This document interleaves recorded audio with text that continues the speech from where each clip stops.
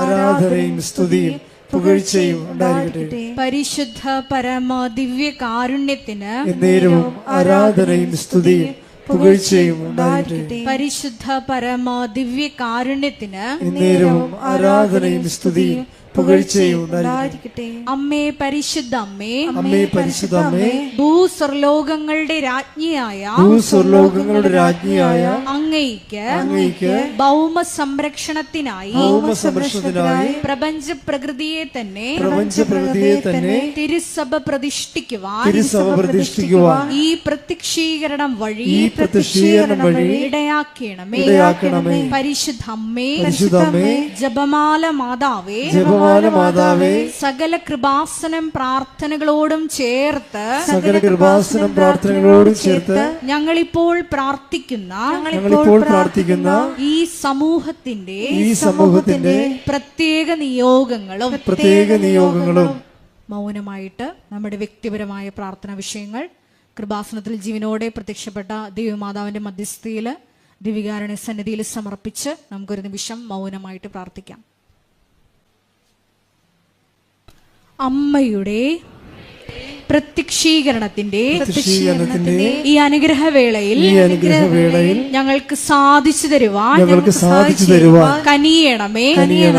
ആമേൻ. പരിശുദ്ധ പരമദിവ്യകാരുണ്യത്തിന് ആരാധനയും സ്തുതിയും പുകഴ്ചയും ഉണ്ടായിരിക്കട്ടെ. പരിശുദ്ധ പരമദിവ്യകാരുണ്യത്തിന് ആരാധനയും സ്തുതിയും പുകഴ്ചയും ഉണ്ടായിരിക്കട്ടെ. പരിശുദ്ധ പരമദിവ്യകാരുണ്യത്തിന് ആരാധനയും സ്തുതിയും പുകഴ്ചയും ഉണ്ടായിരിക്കട്ടെ. പെട്ടെന്ന് ഫയറാകുന്ന ഉടമ്പടിയുടെ അടിസ്ഥാനപരമായ ഒരു ബിഹേവിയർ ഉണ്ട്.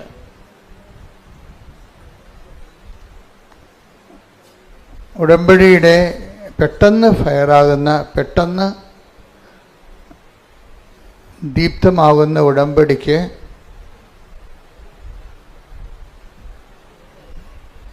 അതിൻ്റെ ആധാരത്തിൽ ഒരു ബേസിക് ആയിട്ടുള്ള ബിഹേവിയർ ഉണ്ട്. ബിഹേവിയർ എന്ന് പറയുന്നത് എന്താണ്? പെരുമാറ്റം.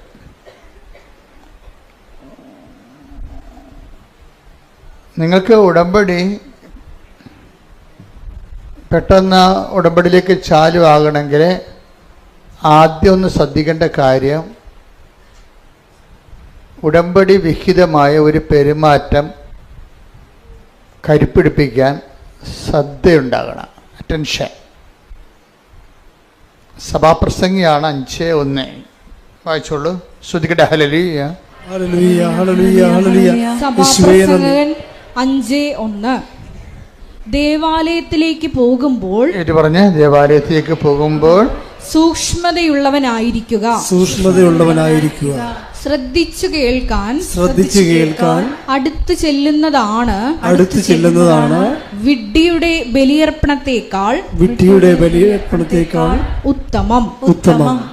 കാര്യം അറിയാതെ ആചാരങ്ങൾ കാണിക്കുന്നതാണ് വിഡ്ഢിയുടെ ബലിയർപ്പണം എന്ന് പറയുന്നത്. കാര്യം അറിയാൻ പാടില്ല, അത് അനുഷ്ഠാനങ്ങൾ കൂടിക്കൊണ്ടിരിക്കും. അതാണ് പറയണത്. ഒന്നൊരു വായിച്ച ഭാഗം. ദേവാലയത്തിലേക്ക് പോകുമ്പോൾ സൂക്ഷ്മതയുള്ളവനായിരിക്കുക, ശ്രദ്ധിച്ചു കേൾക്കാൻ അടുത്തു ചെല്ലുന്നതാണ് വിഡ്ഢിയുടെ ബലിയർപ്പണത്തെക്കാൾ ഉത്തമം. കാര്യം അറിയാതെ അനുഷ്ഠാനങ്ങളും ആചാരങ്ങളും പങ്കെടുക്കുന്നത് വിഡ്ഢിത്തമാണ്. അവരുടെ അത്തരം കാര്യം അറിയാതെയുള്ള ഇടപാടുകളേക്കാൾ നല്ലത് ശ്രദ്ധിച്ച് കേൾക്കാൻ അടുത്ത് ചെല്ലുന്നതാണ്. ഇപ്പോൾ തുടങ്ങിയത് എങ്ങനെയാണ്? ദേവാലയത്തിലേക്ക് പോകുമ്പോൾ നമ്മൾ ദേവാലയത്തിൽ വന്നിരിക്കുന്നതിൻ്റെ ഉദ്ദേശം എന്താണ്? കഴിഞ്ഞ ദിവസങ്ങളിൽ ഇവിടെ ജോജി എന്നും പറഞ്ഞുള്ള ഒരു മകൻ്റെ, തൃശ്ശൂർക്കാരനാണ്, അവൻ്റെ സാക്ഷ്യം ഉണ്ടായിരുന്നു. അത് ഇത്തിരി മുതിർന്ന ആളാണ്, അവനെന്ന് പറയാൻ പറ്റത്തില്ല, ഇത്തിരി ഭാഗതയുള്ള കുടുംബനാഥനാണ്. കാരണം എനിക്കിഷ്ടപ്പെട്ടത് അദ്ദേഹത്തിൻ്റെ സ്പിരിച്വൽ മെച്യൂരിറ്റിയാണ്. അതാണ് ബിഹേവിയർ എന്ന് ഞാൻ പറഞ്ഞതിൻ്റെ കാര്യം. ബിഹേവിയർ എന്ന് പറയത്തില്ലേ, നിങ്ങളുടെ പെരുമാറ്റം കാണുമ്പോൾ നിങ്ങൾ സൂക്ഷ്മതയുള്ളവരാണെന്ന് ദൈവത്തിന് തോന്നണം. സൂക്ഷ്മം. അതായത് എനിക്ക് ഉടമ്പടി എടുത്തിട്ട് ഒരു 3 മാസം ഉടമ്പടി എടുത്ത് കഴിഞ്ഞിട്ടും പ്രത്യേക അടയാളമൊന്നും കിട്ടിയില്ല എന്ന് ആരെങ്കിലും പറയണമെങ്കിൽ എൻ്റെ അടുത്ത് വന്ന് പറയണപ്പോഴും നിങ്ങളിനി ഇത് ഇവിടെ വരേണ്ട കാര്യമില്ലെന്ന് പറയും. എന്താ ഞാൻ പറയത്തുള്ളൂ, വരേണ്ട കാര്യമില്ല. നിങ്ങൾക്ക് കഥ അറിയാതെ ആട്ടം കാണുകയാണ്. എന്തൊക്കെ എഴുതി കൊണ്ടുവന്ന് കെട്ടിത്താത്തുമ്പോൾ എന്തോ സംഭവം നടക്കുമെന്ന് വിചാരിച്ചതിന് വിട്ടിവേഷം കെട്ടുകയാണ്. അങ്ങനെ വിട്ടിവേഷം കെട്ടാൻ്റെ സ്ഥലമല്ല ഇത്. ഇത് സത്യമായ ദൈവത്തെ ജീവിതം കൊണ്ട് അന്വേഷിക്കുന്നതാണ്. നിങ്ങൾക്ക് നിങ്ങളുടേതായിട്ട് കുറച്ച് പ്രശ്നങ്ങളുണ്ടാകും. നിങ്ങൾക്കറിയാമല്ലോ, ഈ സ്ഥലം ലോകത്ത് ഏറ്റവും കൂടുതൽ പ്രശ്നങ്ങൾ മനുഷ്യൻ അതിജീവിച്ചൊരു സ്ഥലമാണ്. ഏറ്റവും കൂടുതൽ പ്രശ്നങ്ങൾ മനുഷ്യൻ ദൈവത്തിൻ്റെ കൂടെ നിന്നുകൊണ്ട് അതിജീവിച്ച സ്ഥലമാണ്. അപ്പം അങ്ങനെ ഒരു സ്ഥലത്ത് വരുമ്പോൾ നമുക്ക് ആ ഒരു ബോധമാണ് വേണ്ടത്. ഇപ്പോൾ സഭാപ്രസംഗി 5:1 ദേവാലയത്തിലൂടെ ചെല്ലുമ്പോൾ സൂക്ഷ്മതയുള്ളവനാണെന്ന് പറയുമ്പോൾ ആ സൂക്ഷ്മതയ്ക്കുള്ള അർത്ഥം എന്താണ്? പല അർത്ഥങ്ങളുണ്ട്. ശ്രദ്ധ എന്നുള്ള അർത്ഥമാണ് അറ്റൻഷൻ. അതിൻ്റെ കൂടെ ഉള്ളൊരു വ്യാഖ്യാനമായിട്ട് വരുന്നുണ്ട്. അതായത് വിഡ്ഢിയുടെ ബലിയർപ്പണത്തെക്കാളും കാര്യങ്ങൾ അറിയാതെ അഭ്യാസം കാണിക്കുന്നവരുടെ ആചാര അനുഷ്ഠാനങ്ങളെക്കാളും നല്ലത് ശ്രദ്ധിച്ച് കേൾക്കാൻ അടുത്ത് ചെല്ലണതാണ്. പറയുന്ന കാര്യങ്ങളെല്ലാം ശ്രദ്ധിക്കണം, അത് കേൾക്കണം. അത് കേട്ടാൽ മാത്രം പോരാ, അതിൽ നടപ്പിൽ വരുത്തണം. നമ്മൾ കേൾക്കണത് എന്തിനു വേണ്ടിയാണ്? ആ കാര്യം എക്സിക്യൂട്ട് ചെയ്യാനാണ്, നടപ്പിൽ വരുത്താനാണ്. ഞാനെന്താ ഇങ്ങനെ പറയണമെന്ന് വെച്ച് കഴിഞ്ഞാൽ, ഇപ്പോൾ ഇന്നലെ ഒരു വലിയമ്മച്ചി ഇവിടെ അച്ഛനെ കാണാൻ വന്നിട്ട് കൂട്ടത്തിലുണ്ടായിരുന്നു. ഞാനോട് പറഞ്ഞ് നിങ്ങളുടെ ഉടമ്പടി ഓക്കെ അല്ലെന്ന് പറഞ്ഞ്. എന്ന് വെച്ച് കഴിഞ്ഞാൽ അതൊരു എന്താണ്, എല്ലാവരും വന്ന് ഉടമ്പടി ചെയ്യുന്നു, അതനുസരിച്ചൊക്കെ അവർക്ക് പ്രാർത്ഥിക്കുകയൊക്കെ ചെയ്യുന്നുണ്ട്, തിരിയൊക്കെ കത്തിക്കുന്നുണ്ട്, രോഗികളൊക്കെ പോയി കാണുന്നുണ്ട്, അങ്ങനെ പത്രമൊക്കെ കൊടുക്കുന്നുണ്ട്, അതൊക്കെ ചെയ്യുന്നുണ്ട്. അപ്പം ഞാൻ പറഞ്ഞു നിങ്ങളുടെ ഉടമ്പടി ഓക്കെ അല്ലെന്ന് പറഞ്ഞു. എന്താ കാര്യം വെച്ച് കഴിഞ്ഞാൽ ഇവരിതൊക്കെ ഒരു അനുഷ്ഠാന ക്രമം പോലെ, അങ്ങനെ ചട്ടപ്പടി പ്രോഗ്രാം പോലെ പ്രോഗ്രാമായിട്ട് ചെയ്ത് മാറ്റുകയും, ഈ പ്രോഗ്രാം ക്രിസ്ത്യൻസിന് അല്ലെങ്കിൽ അങ്ങനെ പ്രോഗ്രാമായിട്ട് ഈ ഉടമ്പടി ഒരു പ്രോഗ്രാമായിട്ട് ചെയ്യുന്നത് അതായത് എല്ലെ കൊള്ളാത്തൊരു പരിപാടിയാണ്. അത് തൊലിപ്പുറത്തുള്ള പരിപാടിയാണ്. നമ്മളോട് എന്ത് പറഞ്ഞിരിക്കുന്നു അതിൻ്റെ പകുതി ചെയ്യും. ഇവിടുന്ന് എന്താണ് പറയണത്, അതെങ്ങനെ കുറക്കാവുന്ന ആൾക്കാർ നോക്കത്തുള്ളൂ അല്ലേ.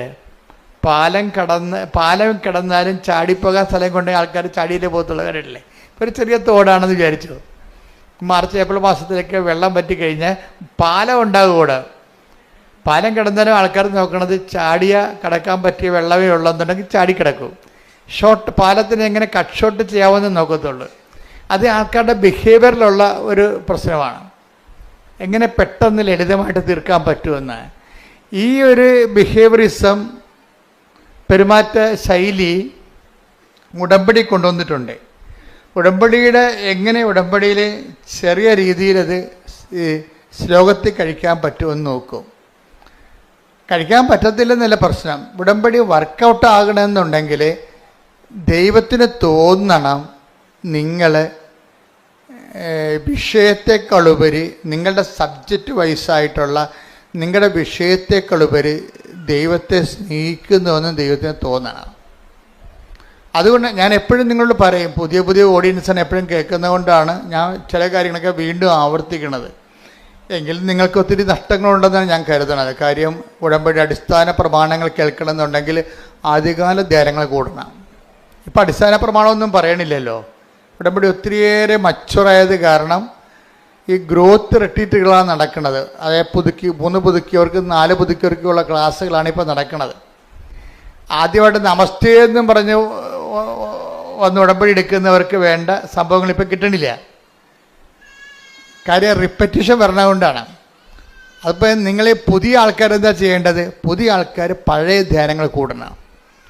നിങ്ങൾക്കിതുമായിട്ട് രക്ഷപ്പെട്ടു പോകാൻ ഉദ്ദേശിക്കുന്നുണ്ടെങ്കിൽ പഴയ ധ്യാനങ്ങൾ കൂടണം. ഈ ഒരു കാലഘട്ടം എന്ന് പറയുന്നത് നല്ലൊരു കാലഘട്ടമാണ്. പണ്ട് പഴയ ധ്യാനങ്ങൾ കൂടണം എന്നൊക്കെ പറഞ്ഞു കഴിഞ്ഞാൽ ഒരു 10-20 കൊല്ലം മുമ്പ് പറഞ്ഞു കഴിഞ്ഞാൽ നിങ്ങൾ ഇവിടെ വരണം, അത് റെക്കോർഡ് ചെയ്ത് എടുത്തുകൊണ്ട് പോകണം, അത് പണ്ട് CD ആക്കണം, CD പ്ലെയറിലിട്ട് കേൾക്കണം. ഇപ്പം അങ്ങനെയൊന്നുമില്ല. ഇപ്പം മൊബൈലിൽ എല്ലാ സംഭവമുണ്ട്. സെക്കൻഡുകൾക്കുള്ളിൽ പഴയ ധ്യാനം കിട്ടും. അപ്പോൾ നമ്മൾക്ക് സംബന്ധിച്ചിടത്തോളം സാങ്കേതികത കാരണം, ഒത്തിരി വളർന്ന കാരണം ഇത് വളരെ ഫെദർ ടച്ച്, ഫിംഗർ ടച്ചിലായിട്ടുണ്ട്. ഇന്ന് തൊട്ടാൽ മതി കിട്ടും. പക്ഷെ തൊടാനുള്ള ഒരു നമ്മുടെ ഭാഗത്തു നിന്നുള്ള ഇൻവെസ്റ്റ്മെൻ്റ് ഉണ്ട്.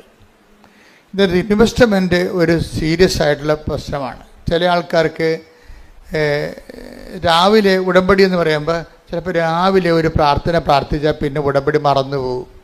മറവി ക്രിസ്ത്യാനി ഭയങ്കരമാണ്, മറവി മനുഷ്യർ ഭയങ്കരമാണ്.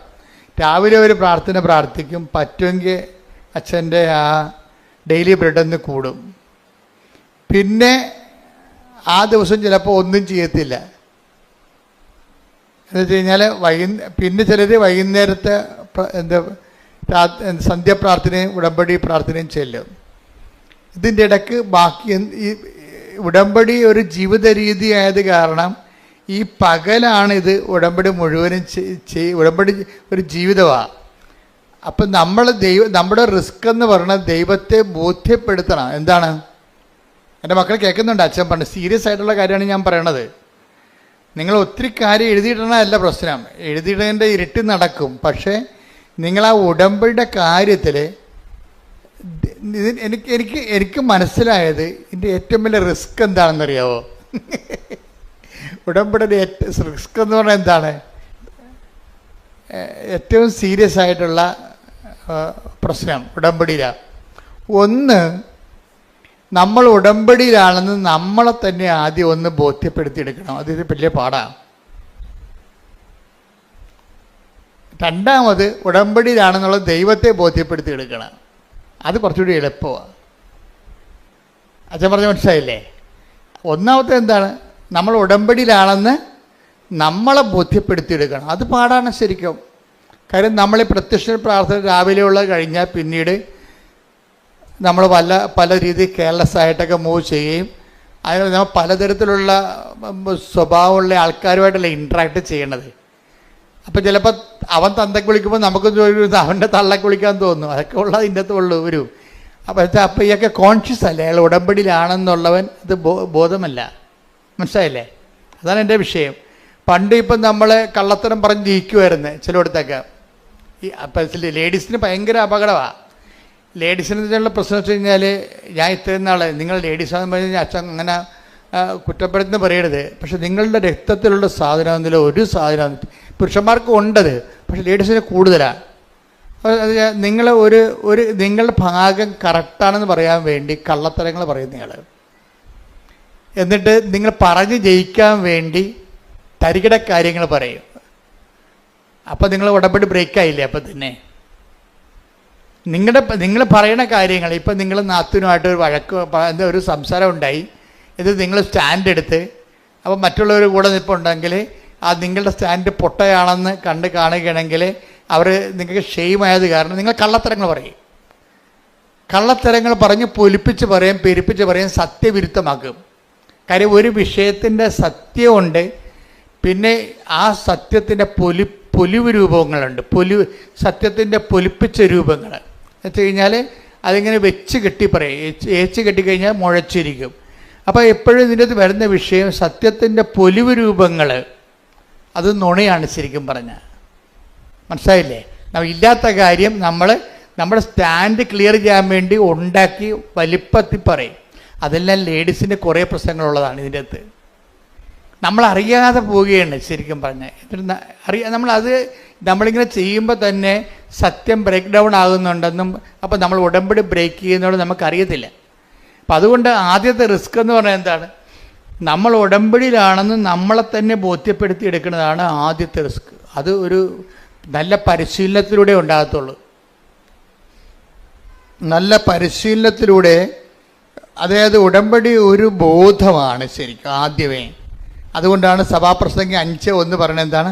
ദേവാലയത്തിലേക്ക് ചെല്ലുമ്പോൾ പറഞ്ഞ് ദേവാലയത്തിലേക്ക് ചെല്ലുമ്പോൾ നീ സൂക്ഷ്മതയുള്ളവനാവുക. നീ സൂക്ഷ്മതയുള്ളവനാവുക. അതൊരു ബോധമാണ്, കോൺഷ്യസ് ആണ്. ഇപ്പൊ പുതിയ ഉടമ്പടിക്കാരായാലും പുതുക്കിയ ഉടമ്പടിക്കാരായാലും എപ്പോഴും ഒരു കോൺഷ്യസ് ഫോം ചെയ്യണം. ഈ കോൺഷ്യസ് ഫോം ചെയ്യാൻ വേണ്ടിയാണ് ഉടമ്പടി കാശുരൂപം നെഞ്ചത്ത് കെട്ടി തന്നിരിക്കുന്നത്. പിടികിട്ടിയ ഇനി കുറേ നേർച്ച വസ്തുക്കളുണ്ട് ഇതിൻ്റെ അകത്ത്. ഈ നേർച്ച വസ്തുക്കളുടെ എല്ലാ ഉപയോഗവും ഇതിലെ ഒരു കാരണം നിങ്ങൾ ഉടമ്പടിയിലാണെന്നുള്ള കാര്യം നിങ്ങളെ തന്നെ ബോധ്യപ്പെടുത്തിയെടുക്കേണ്ടതാണ്. അത് വിശ്വാസ പ്രയോഗത്തിനുള്ളതാണ് എല്ലാം. ഈ സംഭവങ്ങളെല്ലാം വളരെ ചിട്ടയായിട്ടും അടുക്കായിട്ടും ഭംഗിയായിട്ടും ചെയ്യുന്ന ഒത്തിരി പേരുണ്ട്. അവരുടെ സാക്ഷ്യങ്ങൾ കേൾക്കുമ്പോൾ നമ്മൾ ഞെട്ടുന്നതിൻ്റെ കാര്യം അതാ. കാര്യം ഉടമ്പടിയെ സംബന്ധിച്ചിടത്തോളം ഞാൻ എപ്പോഴും പറയും പക്കാ ഫോർമുലയാണെന്ന് പറയും. അതെന്താ? ഞാൻ അച്ഛനായിട്ട് 40ഓളം കൊല്ലമായല്ലോ. ഇത്രയും നാൾ പഠിക്കണ കാലത്ത് കൃത്യമായിട്ട് 10 കൊല്ലം കൃത്യമായിട്ട് പഠിച്ചിട്ടുണ്ട്. ഇന്നും പഠനം ഞാൻ നിർത്തിയിട്ടില്ല. ഒരു കാലത്തും ഞാൻ പഠനം നിർത്തിയിട്ടില്ല. എൻ്റെ മുറി മുഴുവൻ ബുക്കുകളാണ്. ലൈബ്രറി വേറെ ഉണ്ടാക്കി വെച്ചിട്ടുണ്ട് ഇവിടെ. എന്നിട്ട് ആയിരക്കണക്കിന് രൂപയുടെ പുസ്തകങ്ങൾ എല്ലാ കൊല്ലവും മേടിച്ചു കൂട്ടുകയും ചെയ്യും. പുതിയ പുതിയ കാര്യങ്ങൾ വരുമ്പോഴും പഠനങ്ങൾ വരുമ്പോഴും അതെല്ലാം ശ്രദ്ധിക്കുകയും അപ്ഡേഷൻ നടത്തുകയും ചെയ്യും. അതിങ്ങനെ മുഴുവൻ നിങ്ങൾക്കിങ്ങനെ കൊട്ടതങ്ങ പോലെ ഞാൻ എഴുതി പൂളി തരത്തില്ല. അതിനെ അസിമുലേറ്റ് ചെയ്തിട്ട് അതിൻ്റെ സത്യാവശങ്ങൾ പരിശോധിക്കും. അപ്പോൾ ഒരു നിരന്തര പഠനത്തിലാണ്. ഈ ഒരു തീഷ്ണത നിങ്ങളുടെ ഭാഗത്തുനിന്ന് ഉണ്ടാകണം. ഉടമ്പടിയിലൂടെ നിങ്ങൾ ജീവിക്കുകയും പഠിക്കുകയും ചെയ്യാൻ. നിങ്ങളെ പലരും എടുക്കുന്നത് ഡിസ്പോസിബിൾ ഉടമ്പടിയാണ് എടുക്കുന്നത്. ഡിസ്പോസിബിൾ ഉടമ്പടിയിൽ ഡിസ്പോസിബിൾ ഗ്ലാസ് ഇല്ലേ, ഇപ്പം നിരോധിച്ചിട്ടുണ്ട് ഗവൺമെൻറ് അല്ലേ. ഇപ്പം നിരോധിച്ച ഡിസ്പോസിബിൾ ഗ്ലാസ്, അത് കാപ്പി കുടിച്ചിട്ട് ഗ്ലാസ് എടുത്ത് എറിഞ്ഞ് ഡിസ്പോസ് ചെയ്ത് കളയും. അത് പല ആൾക്കാരും വഴിയിലാണ് കളയുന്നത്. ഇതുപോലെ തന്നെ ഡിസ്പോസിബിൾ ഉടമ്പടി എടുത്തിട്ടുണ്ട് കുറേ ആൾക്കാർ. എന്ന് വെച്ച് കഴിഞ്ഞാൽ അതിൻ്റെ അകത്ത് നിങ്ങളുടെ IELTS മറ്റേ PR മാത്രം എടുത്തിട്ട് ഉടമ്പടി കളയും. ഡിസ്പോസിബിൾ ഉടമ്പടി പുതിയ അങ്ങനെ കുറേ അവതാരങ്ങളുണ്ട്. ഭയങ്കര മുതലുകളല്ല വന്നത്, ഉടമ്പടി എടുക്കാൻ വന്നതല്ലേ. എന്നുവെച്ചാൽ ഡിസ്പോസിബിൾ ഉടമ്പടി എന്ന് വെച്ച് കഴിഞ്ഞാൽ അവർക്ക് ആവശ്യമായ അവിടെ ഇപ്പം പരീക്ഷ റിസൾട്ട് വരാൻ പോകുന്നു. റിസൾട്ട് വന്നു കഴിഞ്ഞു, ശരി, അവർക്ക് റാങ്ക് കിട്ടി, യേശുവേ സ്തോത്രം, യേശുവേ നന്ദി, ബാക്കി ഉടമ്പടി കളയും. ആ റിസൾട്ട് മാത്രം എടുക്കും. ചായ കുടിച്ചൊരു ഗ്ലാസ് കളയും. അതാണ് ഡിസ്പോസിബിൾ ഉടമ്പടി എന്നും. ഇതിൻ്റെ വിഷയമെന്ന് പറയണത് ഉടമ്പടി ഡിസ്പോസ് ചെയ്യാൻ പറ്റത്തില്ല. കാര്യം എന്താണ്? നിങ്ങൾ ഡിസ്പോസ് ചെയ്താലും കടമായിട്ട് നിൽക്കും. അത് കാര്യം എന്താണ്? ഉടമ്പടി ചെയ്യണത് മാറ്റമില്ലാത്ത ഒരാളുമായിട്ടാണ് ഉടമ്പടി ചെയ്യണത്. അപ്പനും അമ്മയാണെന്ന് പറഞ്ഞാലും മരിക്കുമ്പോൾ തീരും. ഇത് തീരത്തില്ല. അപ്പനും അമ്മയാണെന്ന് മരിക്കുമ്പോൾ തീരുമല്ല. മരിക്കുമ്പോൾ തീരും എന്നുള്ള കാര്യം നിങ്ങൾ പറയൂ, മരിക്കുമ്പോൾ തീരത്തില്ല അച്ഛാ. അപ്പം മരിച്ചതിൻ്റെ ഓർമ്മ ഇപ്പോഴും ഉണ്ടാവും. ശരി, പക്ഷേ ആത്മക്കാണ്ട ദിവസമൊന്നും എല്ലാം സെമിത്തേരി, ഒരു പൂച്ചക്കളിയും കാണത്തില്ല, പിറ വർദ്ധിക്കുക, ഒരു സ്വർഗസ്ഥനായ പിതാവ് എല്ലാം കാണത്തില്ല. അത് ഈ വെറുതെ ഈ അഭ്യാസം 30-നും കുഴിയാഴ്ചക്ക് 41-നൊക്കെ വെറുതെ പോകണ്ടാണേ. അതെനിക്കറിയാം. ഞാൻ അത് കാരണം അത് മൈൻഡ് ചെയ്യത്തില്ല. എത്ര കരഞ്ഞാലും ഞാൻ മൈൻഡ് ചെയ്യത്തില്ല. എനിക്കറിയാം ഈ അഭ്യാസമൊക്കെ 6 മാസത്തേക്ക് ഉള്ളതെന്ന്. പിന്നെ അപ്പൻ്റെ മരിച്ചതിന് ഡേറ്റ് പോലും മറന്നു പോകും. ഇപ്പം വിളിച്ചു വെച്ചാൽ അത് ഓരോരുത്തരും വിളിച്ചു, എൻ്റെ അപ്പൻ എന്നാ മരിച്ചു, ഡേറ്റ് അത് ഏത് വർഷമാണ് മരിച്ചത് അറിയാൻ പോലെ. പക്ഷെ അങ്ങനെ ഒരു ഡിസ്പോസിബിൾ ആളുമായിട്ടോ അല്ല. അപ്പം വരെ ഇപ്പം ഡിസ്പോസിബിൾ ആണെന്ന് മനസ്സിലായില്ലേ, കളഞ്ഞു, ഓർമ്മ പോലും പോയി, മരിച്ചത് എന്നാന്ന് പോലും അറിയാൻ പറ്റില്ല. അങ്ങനെ ഒരാളുമായിട്ടല്ല നമ്മൾ ഉടമ്പടി എടുത്തിരിക്കുന്നത്. അതുകൊണ്ടാണ് മാറ്റമില്ല എന്ന് ഈശോ ഇടയ്ക്കിടയ്ക്ക് പറഞ്ഞുകൊണ്ടിരിക്കും. ആകാശവും ഭൂമിയും കടന്നു പോട്ടെ, സ്തുതിക്കട്ടെ. ഹല്ലേലൂയ, ഹല്ലേലൂയ, ഹല്ലേലൂയ, ഹല്ലേലൂയ, ഹല്ലേലൂയ. യേശുവേ നന്ദി. ഹല്ലേലൂയ, ഹല്ലേലൂയ, ഹല്ലേലൂയ, ഹല്ലേലൂയ, ഹല്ലേലൂയ, ഹല്ലേലൂയ. യേശുവേ നന്ദി, സ്തുതി, സ്തുതി. ഹല്ലേലൂയ, ഹല്ലേലൂയ. പരിശുദ്ധ പരമ ദിവ്യകാരുണ്യത്തിന് ആരാധനയും സ്തുതിയും പുകഴ്ചയും ഉണ്ടായിരിക്കട്ടെ.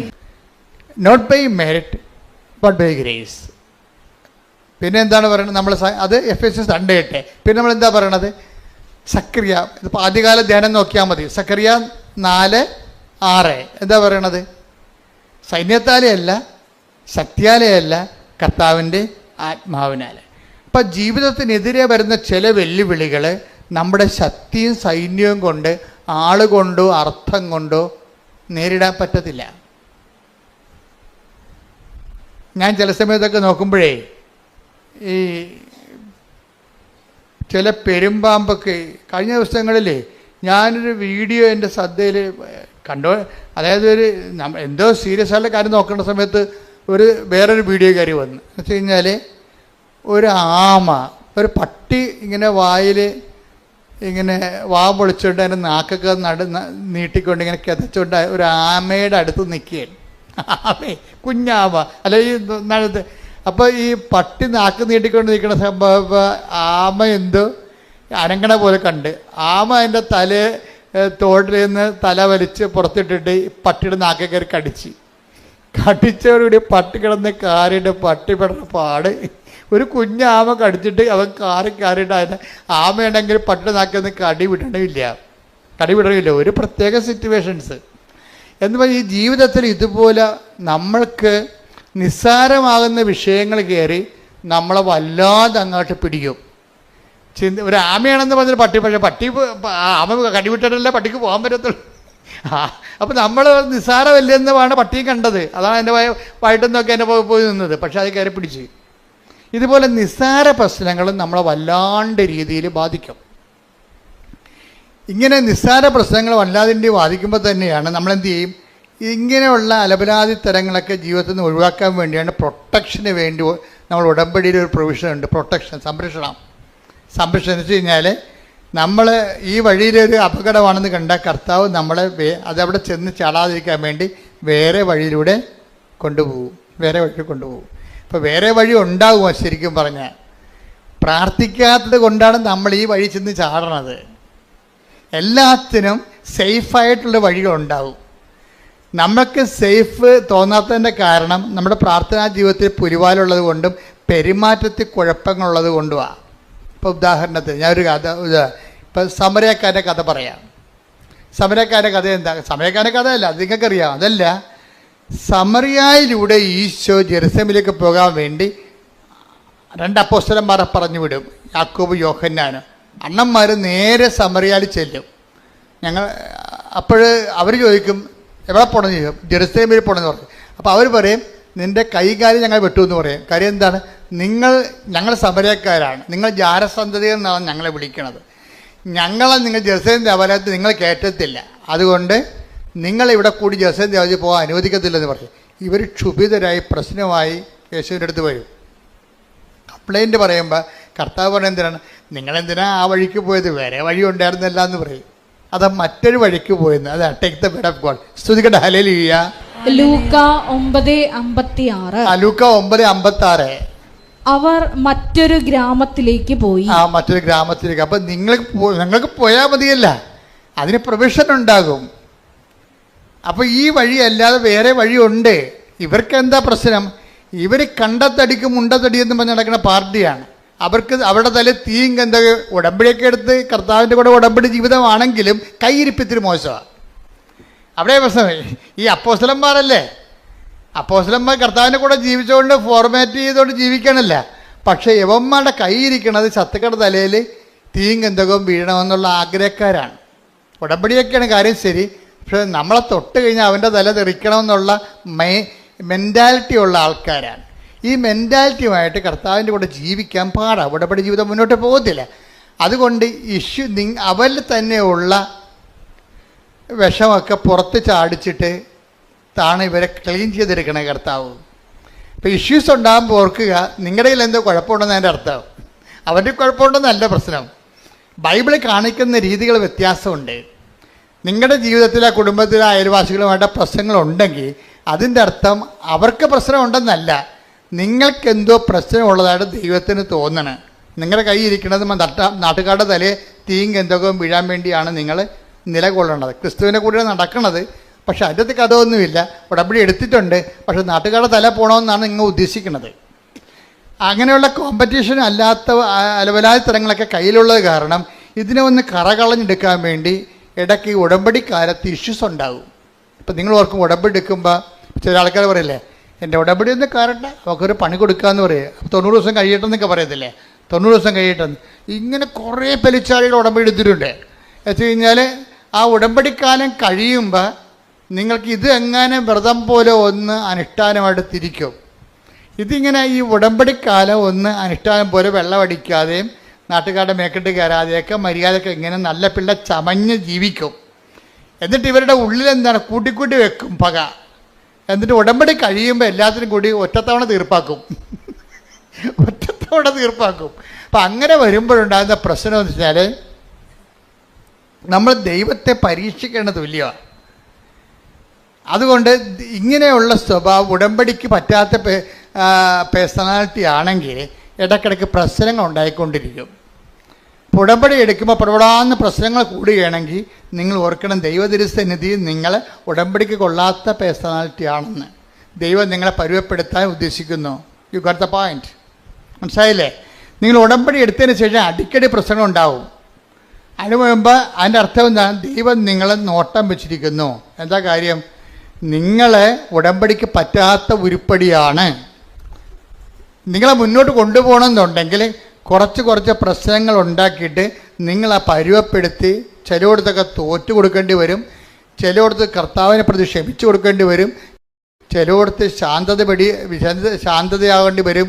അതുകൊണ്ടാണ് പറയണത്. ആ വായിച്ച സുഷ്മത ദേവാലയത്തിലേക്ക് പോകും, വിഡ്ഢിയുടെ അതൊന്ന് വായിച്ചേ, സഭാപ്രസംഗി 5:1 വായിച്ചേ. ദേവാലയത്തിലേക്ക് പോകുമ്പോൾ പറഞ്ഞ ദേവാലയത്തിലേക്ക് പോകുമ്പോൾ സൂക്ഷ്മതയുള്ളവനായിരിക്കുക, ശ്രദ്ധിച്ചു കേൾക്കാൻ അടുത്തു ചെല്ലുന്നതാണ് വിഡ്ഢിയുടെ ബലിയർപ്പണത്തെക്കാൾ ഉത്തമം. ബലിയർപ്പണം അത് ആചാരാനുഷ്ഠാനം, ഉടമ്പടിയുടെ ആചാരാനുഷ്ഠാനങ്ങളൊക്കെ നടത്തും. പക്ഷെ എന്താ പ്രശ്നം? അതേസമയം ശ്രദ്ധ ഉണ്ടാകത്തില്ല. ദൈവികമായ കാര്യങ്ങളിൽ തങ്ങൾ ഉടമ്പടിയിലാണെന്നുള്ളതിനെക്കുറിച്ച് ബോധം ഉണ്ടാകത്തില്ല. ആചാര അനുഷ്ഠാനങ്ങളൊക്കെ ഉടമ്പടി പ്രകാരമൊക്കെ ചെയ്തുകൊണ്ടിരിക്കും, ഓട്ടോമാറ്റിക്കായിട്ട് ചെയ്തുകൊണ്ടിരിക്കും. പക്ഷെ തങ്ങൾ ഉടമ്പടി ജീവിതത്തിലാണെന്നുള്ള ഉടമ്പടി ഒരു ജീവിതമാണെന്നോ ജീവിത രീതിയാണെന്നോ എന്നതിനെക്കുറിച്ച് ബോധം ഉണ്ടാകത്തില്ല. അങ്ങനെയുള്ള ആൾക്കാരാണ് ബൈബിള് വിഡ്ഢികളെന്ന് വിളിക്കണത്. അതാണ് വിഷയം. അപ്പം ആവശ്യമില്ലാത്ത നമ്മൾ വിഡ്ഢികളായിട്ട് കാര്യമില്ല. ഈ ഉടമ്പടി പക്കയായിട്ട് ദൈവത്തിൻ്റെ വചനം അനുസരിച്ച് അവൻ എന്ത് കാര്യം വന്നാലും അവൻ പറയണ പോലെ ചെയ്യണം. അല്ല പത്രം കൊടുക്കുന്ന കാര്യത്തിൽ മാത്രമല്ല, അനാഥാലയത്തിൽ പോയി രോഗികളെ കുളിപ്പിക്കുന്ന കാര്യത്തിൽ മാത്രമല്ല, ജീവിതത്തിൽ എന്ത് സംഭവിച്ചാലും ഈ സമയത്ത് എന്താണ് ചെയ്യേണ്ടതെന്നുള്ള വചനത്തിൽ അതിൻ്റെ അകത്ത് സ്റ്റാറ്റ്യൂട്ടറി ഇൻസ്ട്രക്ഷൻസ് ഉണ്ട്. ആ സമയത്ത് എന്താണ് ചെയ്യേണ്ടത്? ഇപ്പം നമ്മൾ നമ്മൾ കൈ പൊള്ളിപ്പോയി, ശരി, അപ്പം ബെർണോള് തൂക്കണം, ക്ലിയർ അല്ലേ? അപ്പം എന്താ ചെയ്യേണ്ടത്? ഒരു ഇഷ്യൂ വന്നു കഴിഞ്ഞാൽ അതിനുള്ള പൊടിക്കൈ എന്താണെന്ന് ബൈബിളുണ്ട്, അതേ ചെയ്യാൻ പറ്റും, അതേ അപ്ലൈ ചെയ്യാൻ പറ്റത്തുള്ളൂ. അല്ലെന്നുണ്ടെങ്കിൽ നിങ്ങൾ ഉടമ്പടിക്ക് പുറത്തു പോകും. നിങ്ങൾ അവൻ പറയണ പോലെ ചെയ്തോളാമെന്ന് പറഞ്ഞാലല്ല ഉടമ്പടി എടുത്തിരിക്കണേ. അപ്പോൾ അവൻ പറയണ പോലെ ആ വിഷയത്തിന് ചെയ്തില്ല എന്നുണ്ടെങ്കിൽ ഉടമ്പടി ഓട്ടോമാറ്റിക് ബ്രേക്കിംഗ് സംഭവിക്കും. അപ്പോൾ ആരുടെ കുഴപ്പം കൊണ്ടാണ്? നമ്മൾ അതുപോലെ ചെയ്യാത്ത കൊണ്ട്. അപ്പോൾ പൂർണ്ണ ഉടമ്പടി ബ്രേക്കായി കഴിഞ്ഞാൽ കുഴപ്പം എന്താണ്? ഉടമ്പടി എടുത്തതിൻ്റെ മുഴുവൻ ഉത്തരവാദിത്വവും നമ്മുടെ പേരിലേക്ക് വരും. അതാണ് വിഷയം. ഉടമ്പടി എടുത്തിട്ട് ഉഴപ്പിയാൽ ഉടമ്പടി എടുത്തതിൻ്റെ മുഴുവൻ ഉത്തരവാദിത്വം പലിശ കണക്കിന് നമ്മുടെ പേരിലേക്ക് വരും. അപ്പോൾ ചില ആൾക്കാർ പറഞ്ഞു, അച്ഛാ ഞങ്ങൾ ഉടമ്പടി എടുക്കാൻ പേടിയായിരുന്നു അച്ഛാ, കാര്യം അത് തെറ്റിപ്പോയാൽ. പക്ഷേ എന്നാ പ്രശ്നം? ഇത് വെറുതെ ഉഴപ്പന്മാർക്ക് മാത്രമേ ഇത് പ്രശ്നമുള്ളൂ.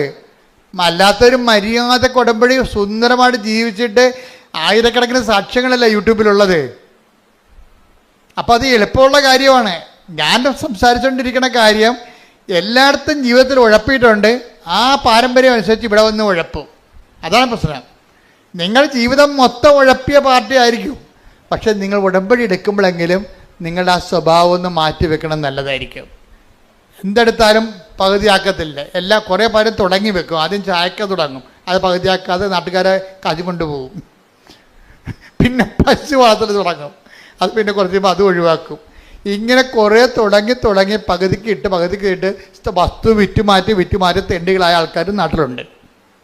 എന്താ കാര്യം? ഒന്നിറ്റത്തും കോൺസെൻട്രേറ്റ് ചെയ്യത്തില്ല, ഒരു സാധനത്തിലും കോൺസെൻട്രേറ്റ് ചെയ്യത്തില്ല. വീട്ടിൽ കോഴിയും പശുവിനൊക്കെ വിട്ടിട്ടും പുള്ളി രാഷ്ട്രീയത്തിൻ്റെ മെമ്പറാകാൻ വേണ്ടി നടക്കും. പിന്നെ എങ്ങനെ ഇതൊക്കെ ജീവിക്കണത്? അങ്ങനെ ആൾക്കാരെ കണ്ടിട്ടില്ലേ നിങ്ങൾ? വീട്ടിൽ കുറേ കാര്യങ്ങൾ തുടങ്ങി വെക്കും, എന്നിട്ട് കുറച്ച് കഴിയുമ്പോൾ രാഷ്ട്രീയത്തെക്കാരെ ആരെങ്കിലും കാണുകയാണെങ്കിൽ പിന്നെ അതിൻ്റെ പുറകെ നടക്കും, വീട്ടിൽ നിൽക്കത്തുമില്ല. ഇതെന്നുവെച്ചാൽ ഈ ജീവികളൊക്കെ വളരണമെന്നുണ്ടെങ്കിൽ സമയാസമയങ്ങളിൽ മരുന്നും ഭക്ഷണമൊക്കെ കൊടുക്കാതെ വളരത്തില്ല. ശ്രദ്ധ, ഇതിനാണ് ശ്രദ്ധ എന്ന് പറയുന്നത്. ഉടമ്പടി നിങ്ങൾ പോകണമെങ്കിൽ ഉടമ്പടിയുടെ ഒരു ശ്രദ്ധയുണ്ട്, ശ്രദ്ധയുള്ള ജീവിതമുണ്ട്. എനിക്ക് തോന്നുന്നത് ഒരു 70% പേർക്ക് ഈ ശ്രദ്ധയുണ്ട്. ഞാൻ ഈ 30% ടാർഗറ്റ് ചെയ്യണത്. കാര്യം എനിക്ക് നിങ്ങളുടെ സാക്ഷ്യം കൊണ്ട് മുതലാകണില്ല, അതുകൊണ്ടാണ്. കാര്യം ഉടമ്പടി ഒരു പെർഫെക്റ്റ് ഫോർമുലയാണ്. അത് ഒരുമാതിരിപ്പെട്ട ഏത് മന്ദബുദ്ധിയും അതൊന്ന് ആക്ടിവേറ്റ് ചെയ്താൽ നല്ല റിസൾട്ട് വരേണ്ടതാണ്. ചില ആൾക്കാർക്ക് 2 പ്രാവശ്യം പുതുക്കിയിട്ടും 0 റിസൾട്ടാണ്. 2 പ്രാവശ്യം പുതുക്കി പക്ഷേ 0 റിസൾട്ടാണ്. എന്താ കാര്യം? ഞാൻ നേരത്തെ പറയാറുള്ള പോലെ വവ്വാല് കടിച്ച അത്തിക്കാ പോലെയാണ്, പകുതി കടിക്കും, എല്ലാ പഴുത്തലും കയറി കടിക്കും, ഒരെണ്ണം മുഴുവനായിട്ട് തിന്നത്തില്ല, മൊത്തം താഴെ കിടക്കണം കാണാം. എല്ലാ പഴപ്പൊക്കെ സ്വഭാവമാണ്, കണ്ണും മൂക്കും കാണാൻ പാടില്ലാതെ കണ്ട പഴത്തെ എല്ലാം കയറി കടിക്കും, എന്നിട്ട് പഴു തിന്ന് കഴിയുമ്പോൾ അത് താഴെ പോകും. എന്ന് വെച്ചാൽ എല്ലാത്തിനെയും പകുതി ചെയ്യും. ഉടമ്പടിയുടെ എല്ലാത്തിൻ്റെയും പകുതി ചെയ്യും. ഒന്ന് പ്രാർത്ഥിച്ച്, കർത്താവ് ദൈവമേ, പൂർണ്ണമായ ദൈവസ്നേഹത്തോടെ പൂർണ്ണ ഉടമ്പടി ചെയ്ത് ഉടമ്പടി ദൈവ പൈതലിന്റെ പെരുമാറ്റ രീതിയോടെ സുവിശേഷ ജീവിതം നയിക്കാൻ ഞങ്ങളെ സഹായിക്കണമേ. ശ്രദ്ധിക്കട്ടെ,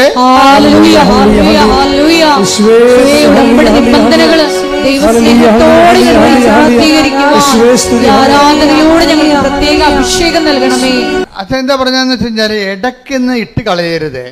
അത് ഇതിൻ്റെ ഒരു പ്രോസസ്സിംഗ് എന്ന് പറയണത്, നിങ്ങളിപ്പോൾ ഞാൻ ജോജിയുടെ കഥ പറഞ്ഞില്ലേ, ജോജിയുടെ കുറേ സാക്ഷ്യങ്ങൾ, ഒറ്റ ശ്വാസത്തിൽ 4 നല്ല സാക്ഷ്യങ്ങളാണ് അത് പറയുന്നത്. അദ്ദേഹത്തിൻ്റെ വിഷയം വെച്ചാൽ